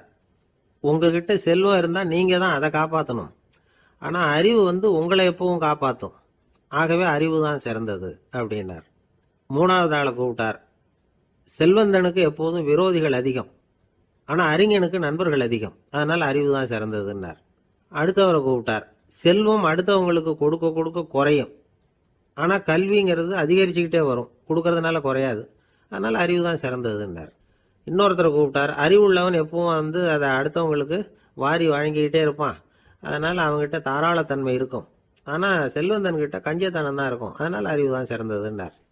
ஆறாவது நபரை கூப்பிட்டார். செல்வத்தை கள்வர்கள் திருடிட்டு போக முடியும், ஆனால் அறிவை அப்படி திருடிட்டு போக முடியாது அப்படின்னார். ஏழாவது நபரை கூப்பிட்டார். செல்வம் கால ஓட்டத்தில் அழிஞ்சிரும், ஆனால் அறிவை கால ஓட்டம் ஒன்றும் பண்ண முடியாது. ஆகவே அறிவே சிறந்ததுன்னார். எட்டாவது ஆளை கூப்பிட்டு சொன்னார், செல்வத்துக்கு எப்பவும் எல்லை உண்டு, நிறை உண்டு, அளவு உண்டு, கணக்கு உண்டு. ஆனால் அறிவுக்கு அப்படிப்பட்ட எல்லை எதுவும் கிடையாது. அதனால் அதுதான் சிறந்ததுன்னார். அடுத்தவனை கூப்பிட்டார். செல்வம் உள்ளத்தில் உள்ள ஒளியை போக்கிவிடும், இருட்டை உண்டாக்கிவிடும், விரிந்த மனப்பான்மையை குறுகலாக்கிவிடும். ஆனால் அறிவு அப்படி இல்லை, இருண்ட உள்ளத்தில் ஒளியை பாய்ச்சி அதை விசாலப்படுத்துது. அதுதான் சிறந்ததுன்னார். கடைசியாக 10வது நபரை கூப்பிட்டார். செல்வம் மனசில் செருக்கை உண்டாக்குது, ஆணவத்தை ஏற்படுத்துது. அதனால் நானே கடவுள்னு நினைக்கிற அளவுக்கு மனுஷனை தாழ்த்தி விடுது. ஆனால் அறிவு பணிவையும் பண்பாட்டையும் வளர்க்குது. அதனால் அறிவு தான் சிறந்ததுன்னார். ஆக இப்படி 10 பேருக்கும் 10 விதமாக பதில் சொன்னது மூலமாக ஹஸ்ரத் அலி அவர்கள் அறிவு தான் செல்வத்தை விட சிறந்தது அப்படிங்கிறதுக்கு 10 காரணங்களை சுட்டி காட்டியிருக்கார். அந்த அறிஞர் 10 பேர் கேட்ட ஒரே கேள்விக்கு 10 பதில் சொன்னார். நமக்கு வேண்டிய ஒருத்தர் 10 பேர் கேட்ட கேள்விக்கு ஒரே பதில் சொல்லி சமாளித்தார். கேள்வி என்ன தெரியுமா? என்கிட்ட வாங்கின கடனை எப்பயா திருப்பி கொடுக்க போற? இதுதான் அந்த 10 பேரும் கேட்ட ஒரே கேள்வி. இந்த மாதம் 26ஆம் தேதி தந்துடுறேன் அப்படிங்கிற ஒரே பதில் சொல்லி அவ்வளவு பேரையும் இவர் அனுப்பி வச்சுட்டாராம். எல்லாரும் போனதுக்கு அப்புறம் இவரை தனியாக கூப்பிட்டு கேட்டிருக்கிறாங்க. அது என்ன சார் கணக்கு, 26ஆம் தேதி அன்னைக்கு என்ன அதிசயம் நடக்க போகுது அப்படின்னு கேட்டிருக்காங்க. அதிசயம் அன்னைக்கு இல்லை, அதுக்கு நாளே நடக்க போகுதுன்னாராம். விவரமாக சொல்லுங்கன்னு இருக்காங்க. வேற ஒன்றும் இல்லைங்க, 26ஆம் தேதி தானே எல்லாரையும் வர சொல்லியிருக்கிறேன், அதுக்கு நாளே நான் புறப்பட்டு தலைமறைவாயிட போகிறேன் அப்படின்னாராம் ரொம்ப பெருமையாக. ஒரு தடவை கலைவாணர் NS கிருஷ்ணன் பேராசிரியர் கல்கியை சந்திச்சு பேசிக்கிட்டு இருந்தாராம். கலைவாணர் கல்கியை பார்த்து, எனக்கு கதை எழுத ஆசையா இருக்கு, எப்படி எழுதுறதுன்னு கேட்டாராம். கதை எழுதுறதுக்கு 4 மை வேணும்னாராம் கல்கி. அப்படியா, அப்படின்னா என்னென்ன கலர் மை அப்படின்னு கேட்டிருக்காரு கலைவாணர் சிரிச்சுக்கிட்டே. நான் சொன்னது கலர் மை இல்லை, அது வேற மை. அதாவது கதை எழுதுறதுக்கு தேவைப்படுகிற 4 மை எதுன்னா, 1 திறமை, 2 பேணாமை, 3வது தனிமை, 4வது பொறுமை அப்படின்னாராம். உடனே கலைவாணர், உங்க யோசனை அருமை அப்படின்னாராம். அதுதான் கலைவாணர். பொதுவா எழுத்தாளர்கள் எழுதுற மாதிரி நடந்துக்கிறது இல்லை, ஆனா கலைவாணர் என்ன சொல்லுவாரோ அதே மாதிரி நடந்துக்குவார். எல்லாருக்கும் எல்லாம் கிடைக்கணுங்கிற கருத்தை சினிமா படங்கள்ல வலியுறுத்துவார். அதே மாதிரி நடைமுறை வாழ்க்கையிலேயே எல்லாருக்கும் எல்லாமும் கொடுப்பார். பணம், பதவி, புகழ் இப்படி எதுவுமே இல்லாத ஒரு சாதாரண மனுஷனா இருந்தா கூட இவர் மனுஷனுக்கு கொடுக்கற மரியாதையில கொஞ்சமும் குறைச்சல் இருக்காது. இந்த குணம் சாதாரணமா எல்லாருக்கும் இருக்கிறது இல்லை. அவரு சினிமா தியேட்டருக்கு போய் சினிமா பாக்குறது வழக்கம். அவரு வந்திருக்கிறாருங்கிறது தெரிஞ்சா போதும், வெளியில பிச்சைக்காரங்க கூடிடுவாங்க. இது அவருக்கு தெரியும். வெளியில நம்மளை நம்பி ஒரு கூட்டம் காத்துக்கிட்டு இருக்குமேன்னு நினைப்பார். உடனே ஒரு 100 ரூபா நோட்டை கொடுத்து சில்லறையா மாத்திட்டு வர சொல்லுவார். படம் முடிஞ்சு வெளியில வர்றப்போ சில்லறையோட வருவார். எல்லாருக்கிட்டையும் கொடுத்துருவார். ஏன்னா எல்லாரும் தேடிட்டு வருவாங்க அவரை. என்ன எல்லாரும் சௌக்கியமா இருக்கிறீங்களா அப்படின்னு பிரியமா விசாரிப்பார். ஏதோ ரொம்ப நெருங்கின சொந்தக்காரங்களை விசாரிக்கிறது மாதிரி விசாரிப்பாரு. தன்கிட்ட இருக்கிற சில்லறையை எல்லாருக்கும் சமமா பிரிச்சு கொடுத்துட்டு தான் அங்கிருந்து புறப்படுவார். ஒரு நாள் அது மாதிரி புறப்படுற சமயத்துல ஒரு சின்ன பையனுக்கு சில்லறை எதுவும் கிடைக்கல கொடுக்கறதுக்கு. இது கலைவாணருக்கு தெரியாது. கார்ல ஏறி புறப்பட்டு போயிட்டார். அந்த பையன் காரை பிடிச்சிக்கிட்டு பின்னாடியே ஓடியாந்துருக்கிறான். ஐயா, நீங்களே இல்லைன்னு சொன்னா நான் என்ன பண்றது? இன்னைக்கு பட்னி தான், அம்மாவுக்கு வேற உடம்பு சரியில்லை அப்படின்னு கத்திக்கிட்டே ஓடியாந்தானா. கலைவாணர் கவனிச்சுட்டார். உடனே காரை நிறுத்த சொன்னார். இறங்கினார். அந்த சின்ன பையனை கட்டி பிடிச்சிக்கிட்டு என்ன மன்னிச்சுக்கப்பா, நான் கவனிக்காம வந்துட்டேன் அப்படின்னு சொல்லி அழ ஆரம்பிச்சுட்டாராம். இன்னொரு தடவை இதே மாதிரி ஒரு தியேட்டர்ல இருந்து வெளியில வந்திருக்கிறார். ஒரு ஆள் அவர்கிட்ட வந்து நின்றுருக்கார். அவர் கொடுக்கறதுக்கு இவர்கிட்ட பணம் இல்லை. பணம் இல்லையாப்பா அப்படின்னாராம். உங்ககிட்டயே இல்லையா அப்படின்னாராம் அவரு. கலைவாணருக்கு மனசு ரொம்ப சங்கடமா போச்சு. உடனே புறப்பட்டு வீட்டுக்கு போனார். அங்க இங்க தேடி பார்த்து அங்க இருந்த கொஞ்சம் நெஞ்ச சில்லறையை எடுத்தார். காரு டிரைவரை கூப்பிட்டார். தியேட்டர் வாசல்ல நின்றுகிட்டு இருந்த ஆசாமியோட அங்க அடையாளங்களை சொன்னார். காரை எடுத்துட்டு போய் அந்த ஆளை கண்டுபிடிச்சு இந்த காசை கொடுத்துட்டு வா அப்படின்னு அனுப்பி வச்சாராம். பிச்சை போடுறதுக்காக காரை அனுப்புனதாக வேற யாரை பத்தியாவது நீங்க கேள்விப்பட்டிருக்கிறீங்களா? அவர் ஒரு வித்தியாசமான மனிதர், வித்தியாசமான கலைஞர். கலைவாணரோட சகோதரர் கல்யாணம் நடந்தது. அதுல தியாகராஜ பாகவதர் கச்சேரி முடிஞ்ச உடனே அதுல சம்பந்தப்பட்ட கலைஞர்களுக்கெல்லாம் கலைவாணர் பரிசுகள் கொடுக்கிறார். அந்த கச்சேரியில கடம் வாசிச்சவருக்கு மட்டும் மற்ற எல்லாருக்கும் கொடுத்ததை விட பெருசா ஒரு வெள்ளி கோப்பையை பரிசா கொடுத்தாராம். மற்றவங்களுக்கு எல்லாம் சின்னதா கொடுத்துட்டு கட வித்துவானுக்கு மட்டும் பெருசா பரிசு கொடுக்குறீங்களே ஏன்னு கேட்டிருக்கிறாங்க. அதுக்கு கலைவாணர் விளக்கம் கொடுத்தாராம். இப்பெல்லாம் ரயில்ல கூட்டம் அதிகங்கிறது உங்களுக்கு எல்லாருக்கும் தெரியும். இந்த வித்வான் இவ்வளவு பெரிய மண்பானைய ரயில்ல ரொம்ப பத்திரமா உடையாம ரொம்ப தூரத்துல இருந்து கொண்டு வந்திருக்கிறாரே, அது என்ன சாமான்யமான காரியமா? அவரோட அந்த சாமர்த்தியத்தை பாராட்டுறதுக்காக தான் அவருக்கு இவ்வளவு பெரிய பரிசு அப்படின்னு. கடற்கரை ஓரமா ஒரு பெரியவர் கையால மணலை கீறிக்கிட்டே உட்காந்துருக்கிறார். என்னத்தையும் தேடிட்டு இருக்கிறது மாதிரி தெரிஞ்சது. மெதுவா கிட்டத்துல போய் என்னத்தை தேடிட்டு இருக்கிறீங்க அப்படின்னு கேட்டோம். அவரு சாவகாசமா நிமிர்ந்து பார்த்து நிம்மதியை தேடிட்டு இருக்கிறேன்னார். நாங்க ஒரு மாதிரி ஆயிட்டோம். இருந்தாலும் சமாளிச்சுக்கிட்டு, சார் மணல்ல கிழிஞ்சல் தான் கிடைக்கும், நிம்மதி கிடைக்காது அப்படின்னோம். சரி, இன்னைக்கு வசமா நம்ம கிட்ட ஒரு ஆள் மாட்டிக்கிட்டார் அப்படின்னு நினைச்சு அவர் பக்கமா போய் உட்காந்துக்கிட்டு கதை சொல்ல ஆரம்பிச்சிட்டோம். ஒரு பெரிய மன்னர் இருந்தார். அவருக்கு எல்லா வசதியும் இருந்தது. இருந்தாலும் ஒரே ஒரு குறை. அது என்னன்னா நிம்மதி இல்லைங்கிற குறை. அரண்மனையில தினமும் கலை நிகழ்ச்சி, நாட்டியம் எல்லாம் நடந்துகிட்டு தான் இருந்தது. இருந்தாலும் நிம்மதி இல்லை. சரி, நிம்மதி எங்க கிடைக்கும் அப்படின்னு தேட ஆரம்பிச்சார். உடனே அதுக்கான முயற்சிகள்ல தீவிரமா இறங்கினார். நாட்டுல உள்ள தத்துவ மேதைகளை எல்லாம் கூப்பிட்டுட்டு வர சொன்னார். எல்லாரும் சேர்ந்தாங்க. அவங்கள பார்த்து நிம்மதி எங்க இருக்குது அப்படின்னு விசாரிச்சார். அவங்களுக்கு அது தெரிஞ்சா ஏன் இப்படி ராஜா முன்னாடி நின்றுட்டு இருக்க போறாங்க? ராஜாவோட கேள்விக்கு ஒவ்வொருத்தரும் ஒவ்வொரு மாதிரி விளக்கம் கொடுக்க ஆரம்பிச்சிட்டாங்க. எந்த பதிலும் ராஜாவுக்கு திருப்தி அளிக்கக்கூடிய அளவுக்கு இல்ல. சரி, போயிட்டு வாங்கன்னு சொல்லி அவங்கள எல்லாம் அனுப்பி வச்சுட்டார். ஒரு நாள் அவர் மாளிகையில உப்பரிகையில நின்றுட்டு இருக்கிறார். அந்த சமயத்துல தெருவுல ஒரு பிச்சைக்காரன் ரொம்ப உல்லாசமா பாட்டு பாடிக்கிட்டே போயிட்டு இருக்கிறான். குரல்ல ஒரு சந்தோஷம், நடையில ஒரு மிடுக்கு. அவன்கிட்ட கொஞ்சம் கூட கவலை இருக்கிறதா தெரியல. உடனே ராஜா அதை பார்த்தார். ஏவலாளிகளை கைதட்டி கூப்பிட்டார். உடனே ஓடி போய் அந்த பிச்சைக்காரனை இங்க அழைச்சிட்டு வாங்கன்னு உத்தரவு போட்டார். இவங்க உடனே ஓடி போய் அவனை கூப்பிட்டாங்க. அரண்மனைக்கு வாழ்ந்தாங்க. அவன் வரல. அரண்மனைக்குள்ள அடி எடுத்து வைக்க மாட்டேன்னு சொல்லிவிட்டான். ராஜா கிட்ட விஷயத்தை சொன்னாங்க. அவருக்கு ரொம்ப ஆச்சரியம், இப்படி ஒரு ஆள் இருக்கிறானா அப்படின்னு. சரி, அவன் என்னதான் சொல்றான் அப்படின்னு விசாரிச்சார். இவன் மறுபடியும் தெருவுக்கு போய் கேட்டாங்க. என்ன பார்க்கணும்னா ராஜா விருப்பப்பட்டாருன்னா அவரை வேணும்னா இங்க வர சொல்லுங்க அப்படின்னு சொல்லிவிட்டான். அதை ராஜா கிட்ட சொன்னாங்க. அவருக்கு கோபம் வரல. இவ்வளவு சுதந்திர உணர்வோட இருக்கிறவன் சாதாரண ஆளா இருக்க முடியாது அப்படின்னு நினைச்சார். உடனே கிடுகிடுன்னு இறங்கி தெருவுக்கு வந்தார். பிச்சைக்காரங்கிட்ட போனார். நீ கவலைப்படாம சந்தோஷமா பாடிட்டு போறியே, அது எப்படி முடியுது உன்னால அப்படின்னு கேட்டார். ஏன் அப்படி கேக்குறீங்கன்னாவ, அதுக்கு இல்ல, எனக்கு அரண்மனையில எவ்வளவோ சுகபோகங்கள்லாம் இருக்கு, இருந்தாலும் நிம்மதி இல்ல. இது ஏன்னு எனக்கு தெரியல. இந்த தேசத்துல உள்ள அறிஞர்களை எல்லாம் கூப்பிட்டு கேட்டு பார்த்துட்டேன், அவங்களுக்கும் தெரியல. உன்னை கேட்டா தெரியும்னு நினைச்சேன். அதனாலதான் சந்திக்கிறதுக்கு ஆசைப்பட்டேன். ஆனா நீ வரமாட்டேன்னுட்டியே அப்படின்னார். பிச்சைக்காரன் கடகடன்னு சிரிக்க ஆரம்பிச்சுட்டான். மகிழ்ச்சிக்கும் உங்களுக்கும் தடையா இருக்கிறது இந்த மாளிகை தான். இதை விட்டுட்டு வெளியில வந்துட்டா நிம்மதி தேடிட்டு வந்துரும்னா. நான் அரசன், எனக்குன்னு கடமைகள் இருக்கு, அதையெல்லாம் விட்டுட்டு எப்படி வர முடியும்னார் ராஜா. ரெண்டும் ஒரே நேரத்துல கிடைக்கணுங்கிறது முடியாத காரியம். உங்க சுகபோகத்துக்கு விலையாதான் உங்க நிம்மதியை கொடுத்துக்கிட்டு இருக்கிறீங்க. என்ன பாருங்க, என்கிட்ட எதுவும் இல்ல, அதனால எதுவும் போயிடுமோங்கிற பயமும் இல்ல, நிம்மதியா இருக்கிறேன் அப்படின்னா அவன். ராஜா உடனே சந்தோஷப்பட்டு தன்னுடைய மேலங்கியை எடுத்து அவனுக்கு பரிசா கொடுத்தாராம். அவன் சிரிச்சுக்கிட்டே அதை வாங்க மாட்டேன்னு விட்டானான். இதை நீங்க எனக்கு கொடுக்கறதுனால எந்த பயனும் இல்ல, அதே நேரத்துல அதை வாங்கிட்டேன்னா அடுத்த வினாடியிலிருந்து அதை எப்படி காப்பாத்துறதுங்கிற கவலை எனக்கு வந்து சேர்ந்துரும், அப்புறம் தூக்கம் வராது, நிம்மதி போயிடும் அப்படின்னானா. சொல்லிவிட்டு அவன் பாட்டுக்கு சந்தோஷமா பாடிக்கிட்டே போயிட்டான். நிம்மதி எங்க இருக்குங்கிறதையும் ராஜா தெரிஞ்சுக்கிட்டார். அந்த இடத்துக்கு தன்னால போக முடியாதுங்கிறதையும் அவர் புரிஞ்சுக்கிட்டார். இப்படி இந்த கதைய அந்த கடற்கரையில மணலை கீறிக்கிட்டே உட்கார்ந்துருந்தார அந்த பெரியவர்கிட்ட சொல்லி முடிச்சோம். அவர் முகத்துல ஒரு தெளிவு தெரிஞ்சது. எங்களை நிமிர்ந்து பார்த்தார். ரொம்ப நன்றிங்க, இப்ப எனக்கு தெரிஞ்சு போச்சு, நிம்மதி வேணும்னா அதுக்கு என்ன பண்ணணும்னு இப்ப நல்லா புரிஞ்சுக்கிட்டேன் அப்படின்னார். என்ன புரிஞ்சுக்கிட்டீங்கன்னு கேட்டோம். இனிமே இந்த பக்கம் வந்தா உங்க கண்ணுல படாத இடமா பார்த்து உட்காரணும்னு புரிஞ்சுக்கிட்டேன் அப்படின்னார்.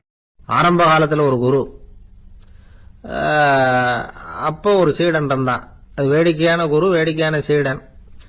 ஒரு ஆசிரமம். ஒரு நாள் ஒருத்தன் அவசரமா அந்த குருவை தேடி வந்திருக்கிறான். என்ன விஷயம்னு விசாரிச்சார் குரு. உங்க சீடர் என்னை அடிச்சுட்டார் அப்படின்னு புகார் பண்ணானா அந்த ஆள். குரு சீடனை கூப்பிட்டார். அடிச்சியா இந்த ஆளை அப்படின்னு கேட்டாராம். ஆமான் இருக்கான் சீடன். ஏன் அடிச்சே அப்படின்னு கேட்டாராம். இந்த ஆள் உங்களை பத்தி மட்டமா பேசிவிட்டான், என்னால அதை தாங்கிக்க முடியல, அதனாலதான் அடிச்சுட்டேன் இருக்கான். அப்படி என்ன பேசினா அப்படின்னு கேட்டாராம்.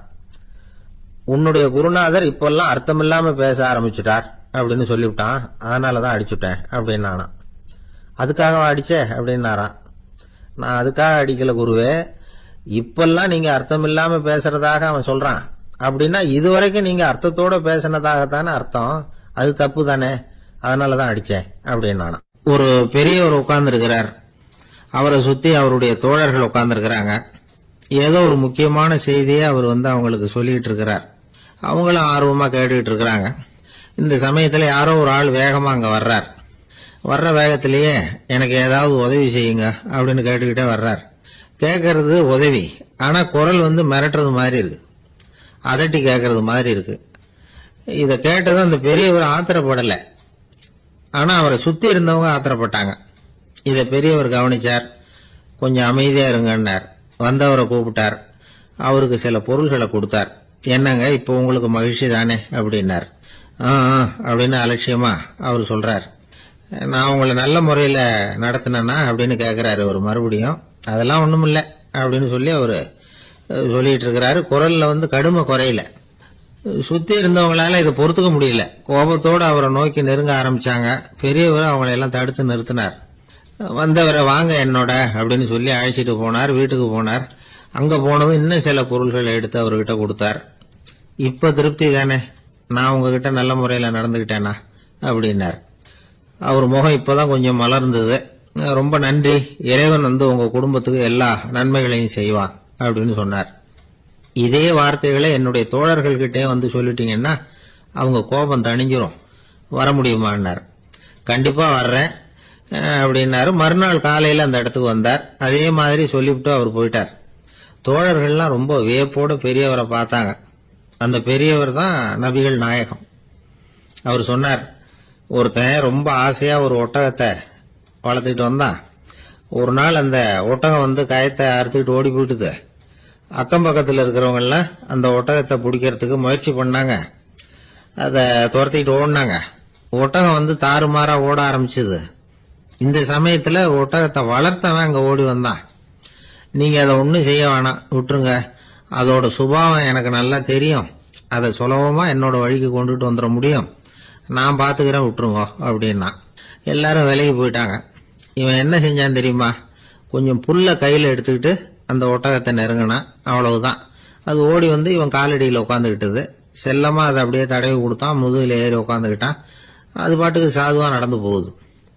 இந்த கதையை நபிகள் நாயகம் தம்முடைய தோழர்களுக்கு சொல்றார். ஒட்டகத்தை மட்டும் இல்ல, சில மனிதர்களையும் கூட சில விதத்துல அணுகிதான் அவர்களை சீர்திருத்த வேண்டியிருக்குது அப்படிங்கறத அவங்களுக்கு உணர்த்தினார். இது ஒரு அழகான உளவியல் அணுகுமுறை. சில குடும்ப தலைவர்கள் கூட இந்த ஒட்டகம் மாதிரி நடந்துகிறது உண்டு, அப்புறம் அடங்கி போறதும் உண்டு. ஒரு குடும்ப தலைவர் காலையில எழுந்திரிச்சதுல இருந்து சத்தம் போட்டு கத்திக்கிட்டு இருப்பார். பக்கத்துல இருந்தவங்கலாம் ஓடி போய் சமாதானம் பண்ணி பார்த்தாங்க. அவர் ஓயறது மாதிரி தெரியல. கடைசியில் அவர் மனைவி வந்தாங்க. நீங்க எல்லாம் விலைக்கு போயிடுங்க, அவர் சுபாவம் எனக்கு தெரியும், நான் பாத்துக்கிறேன் அப்படின்னாங்க. சரின்னு எல்லாரும் போயிட்டாங்க. சாயந்தரமா பாக்குறாங்க, அவர் சத்தம் இல்லாம ஒரு மூலையில் உட்காந்துருக்கிறார். ரொம்ப சாதுவா. ஆச்சரியமா இருந்தது. என்னம்மா பண்ணீங்கன்னு கேட்டாங்க. அது ஒண்ணும் இல்லைங்க, ஒரு வேளை சாப்பாட்டை நிறுத்தினேன், பட்னி போட்டேன், அவ்வளவுதான் அப்படின்னா. ஒரு ஆளு வேகமா நடந்து போயிட்டு இருந்தான். அவன் வேகமா நடக்கிறதுக்கு காரணம் வெயில் காலம், காலில் செருப்பு இல்லை, மணல் பாதை, அதுதான் வேகம். காலில் செருப்பும் இல்லாம கையில குடையும் இல்லாம அந்த ஆளு வெயில்ல நடந்து போயிட்டு இருக்கிறான். அந்த சமயத்துல இன்னொருத்தன் குதிரை மேல ஏறி அந்த வழியா வந்துகிட்டு இருக்கிறான். அவன் காலில் செருப்பும் இருந்தது, கையில குடையும் இருந்தது. நடந்து போயிட்டு இருந்தவன் அந்த குதிரை ஆசாமியை பார்த்து கேட்டான், ஐயா, நீங்களும் குதிரை மேல உட்காந்துக்கிட்டு போய்கிட்டு இருக்கிறீங்க, அப்படி இருக்கிறப்போ உங்களுக்கு அந்த செருப்பு என்னத்துக்கு? அதை எனக்கு கொடுத்து உதவலாமே அப்படின்னா. குதிரை மேல உட்காந்துருந்தவன் யோசனை பண்ணி பார்த்தான். இவன் சொல்றது நியாயம்தானே அப்படின்னு சொல்லி தன்னுடைய செருப்பை கழட்டி அந்த வழிப்போக்கனுக்கு கொடுத்துட்டான். ரொம்ப நல்லதுங்க அப்படின்னு சொல்லி இவன் அதை வாங்கி காலில் மாட்டிக்கிட்டான்.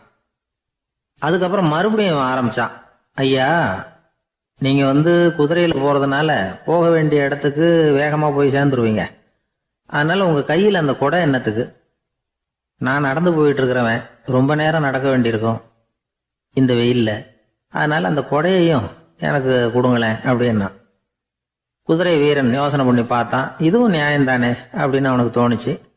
உடனே இறக்கப்பட்டு தன் காலில் இருந்த செருப்பை கொடுத்தது மாதிரியே தன் கையில் இருந்த கொடையையும் இவங்கிட்ட கொடுத்துட்டான். அதுக்கப்புறம் அவன் நிம்மதியாக புறப்பட்டான்.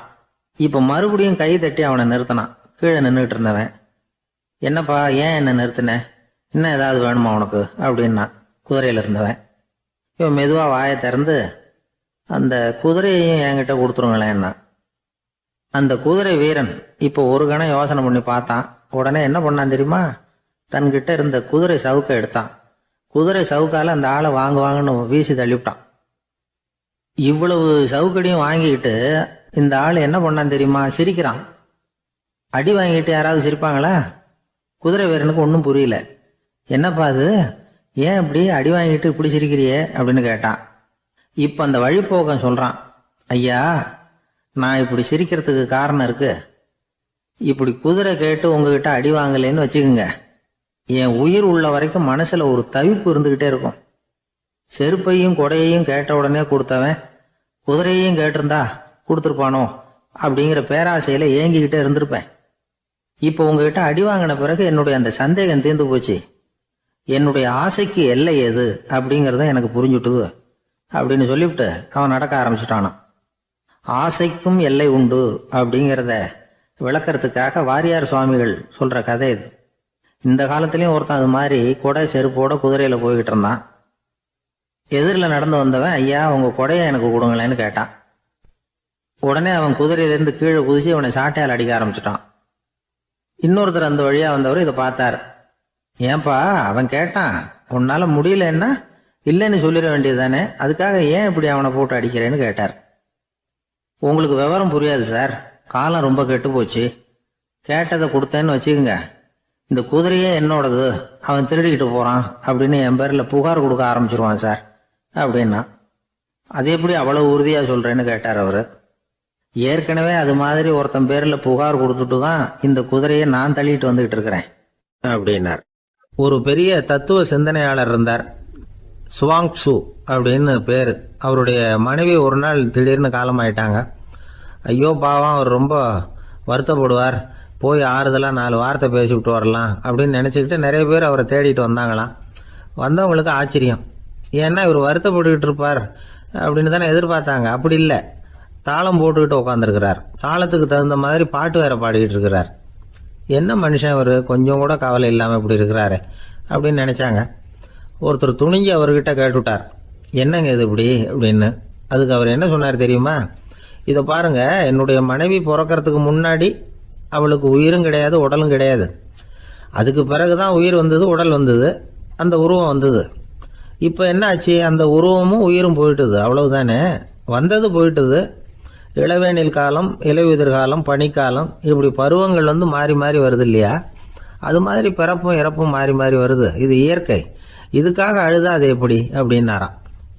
ஞான தெளிவு அடைஞ்சவங்களுக்கு எல்லாமே சுகம்தான். திருவள்ளுவரும் அதைத்தான் சொல்றார். உறங்குவது போலும் சாக்காடு, உறங்கி விழிப்பது போலும் பிறப்பு. தூங்குறதுக்கெல்லாம் நாம் வருத்தப்பட்டுக்கிட்ட இருக்கிறோமா? இன்னைக்கு தூங்க வேண்டியிருக்குதே, இன்னும் கொஞ்சம் நேரத்தில் நான் தூங்க வேண்டியிருக்கு அப்படின்னு சொல்லி யாராவது அழுதுகிட்டு இருப்பாங்களா? அதனால் இந்த உலக வாழ்க்கையினுடைய இயல்பை வந்து யதார்த்தத்தை நாம் தெளிவாக புரிஞ்சுக்கணும். அப்படி புரிஞ்சுக்கிட்டா நாம் கவலை இல்லாமல் வாழ முடியும். ஒரு வயசான தாத்தா பாட்டி 60 வருஷத்துக்கு முன்னாடி அவங்களுக்கு கல்யாணம் ஆச்சு. ஒன்றாவே வாழ்ந்தாங்க, ஒன்றாவே இறந்து போனாங்க. இப்போ அவங்க 2 பேரும் சொர்க்கத்துக்கு போய் சேர்ந்தாங்க. அங்கே எல்லா வசதியும் இருந்தது. ஒரு பெரிய பங்களாவே இவங்களுக்கு ஒதுக்கி கொடுத்தாங்களாம். இதுக்கு எவ்வளவு வாடகைன்னு கேட்டார் தாத்தா. வாடகையெல்லாம் கிடையாது, இலவசம் அப்படின்னார் அங்கே இருந்தவர். அந்த வீட்டுக்கு பின்னாடி ஒரு பெரிய புல்வெளி இருந்தது. இதில் விளையாட ஏதாவது கட்டணம் உண்டான்னு கேட்டிருக்காரு தாத்தா. அதெல்லாம் ஒன்றும் கிடையாது, பணம்லாம் கட்ட வேண்டியதில்லை அப்படின்னார் அவர். பக்கத்தில் ஹோட்டல் மாதிரி ஒரு பெரிய கட்டடம், உள்ள சாப்பாட்டு மேஜைகள், அது மேலே விதவிதமான பலகாரங்கள். சாப்பாட்டுக்கெல்லாம் எவ்வளவு அப்படின்னு விசாரிச்சாராம் தாத்தா. அதுதான் சொன்னேனே, இங்கே எல்லாமே இலவசம்தான். எது வேணும்னாலும் சாப்பிட்லாம், எவ்வளவு வேணும்னாலும் சாப்பிட்லாம் அப்படின்னாராம். நீங்கள் சொல்கிறீங்க அப்படி, ஆனால் நான் வந்து சர்க்கரை சேர்த்துக்கக்கூடாது, உப்பு சேர்த்துக்கக்கூடாது, பாட்டி கையால் எப்பவும் பத்திய சாப்பாடு தான் அப்படின்னாராம் தாத்தா. இதை பாருங்கள், இங்கே உங்களுக்கு அந்த கவலையும் வேண்டியதில்லை. இங்கே நீங்கள் ஸ்வீட்டு சாப்பிட்லாம், காரம் சாப்பிட்லாம், உங்களுக்கு எந்த நோயும் வராது அப்படின்னாராம் அங்கே சொர்க்கத்தில் இருந்தவர். இதை கேட்ட உடனே அந்த தாத்தா பக்கத்தில் நின்ன பாட்டியை பார்த்து கத்தினாராம், அடி பாவி,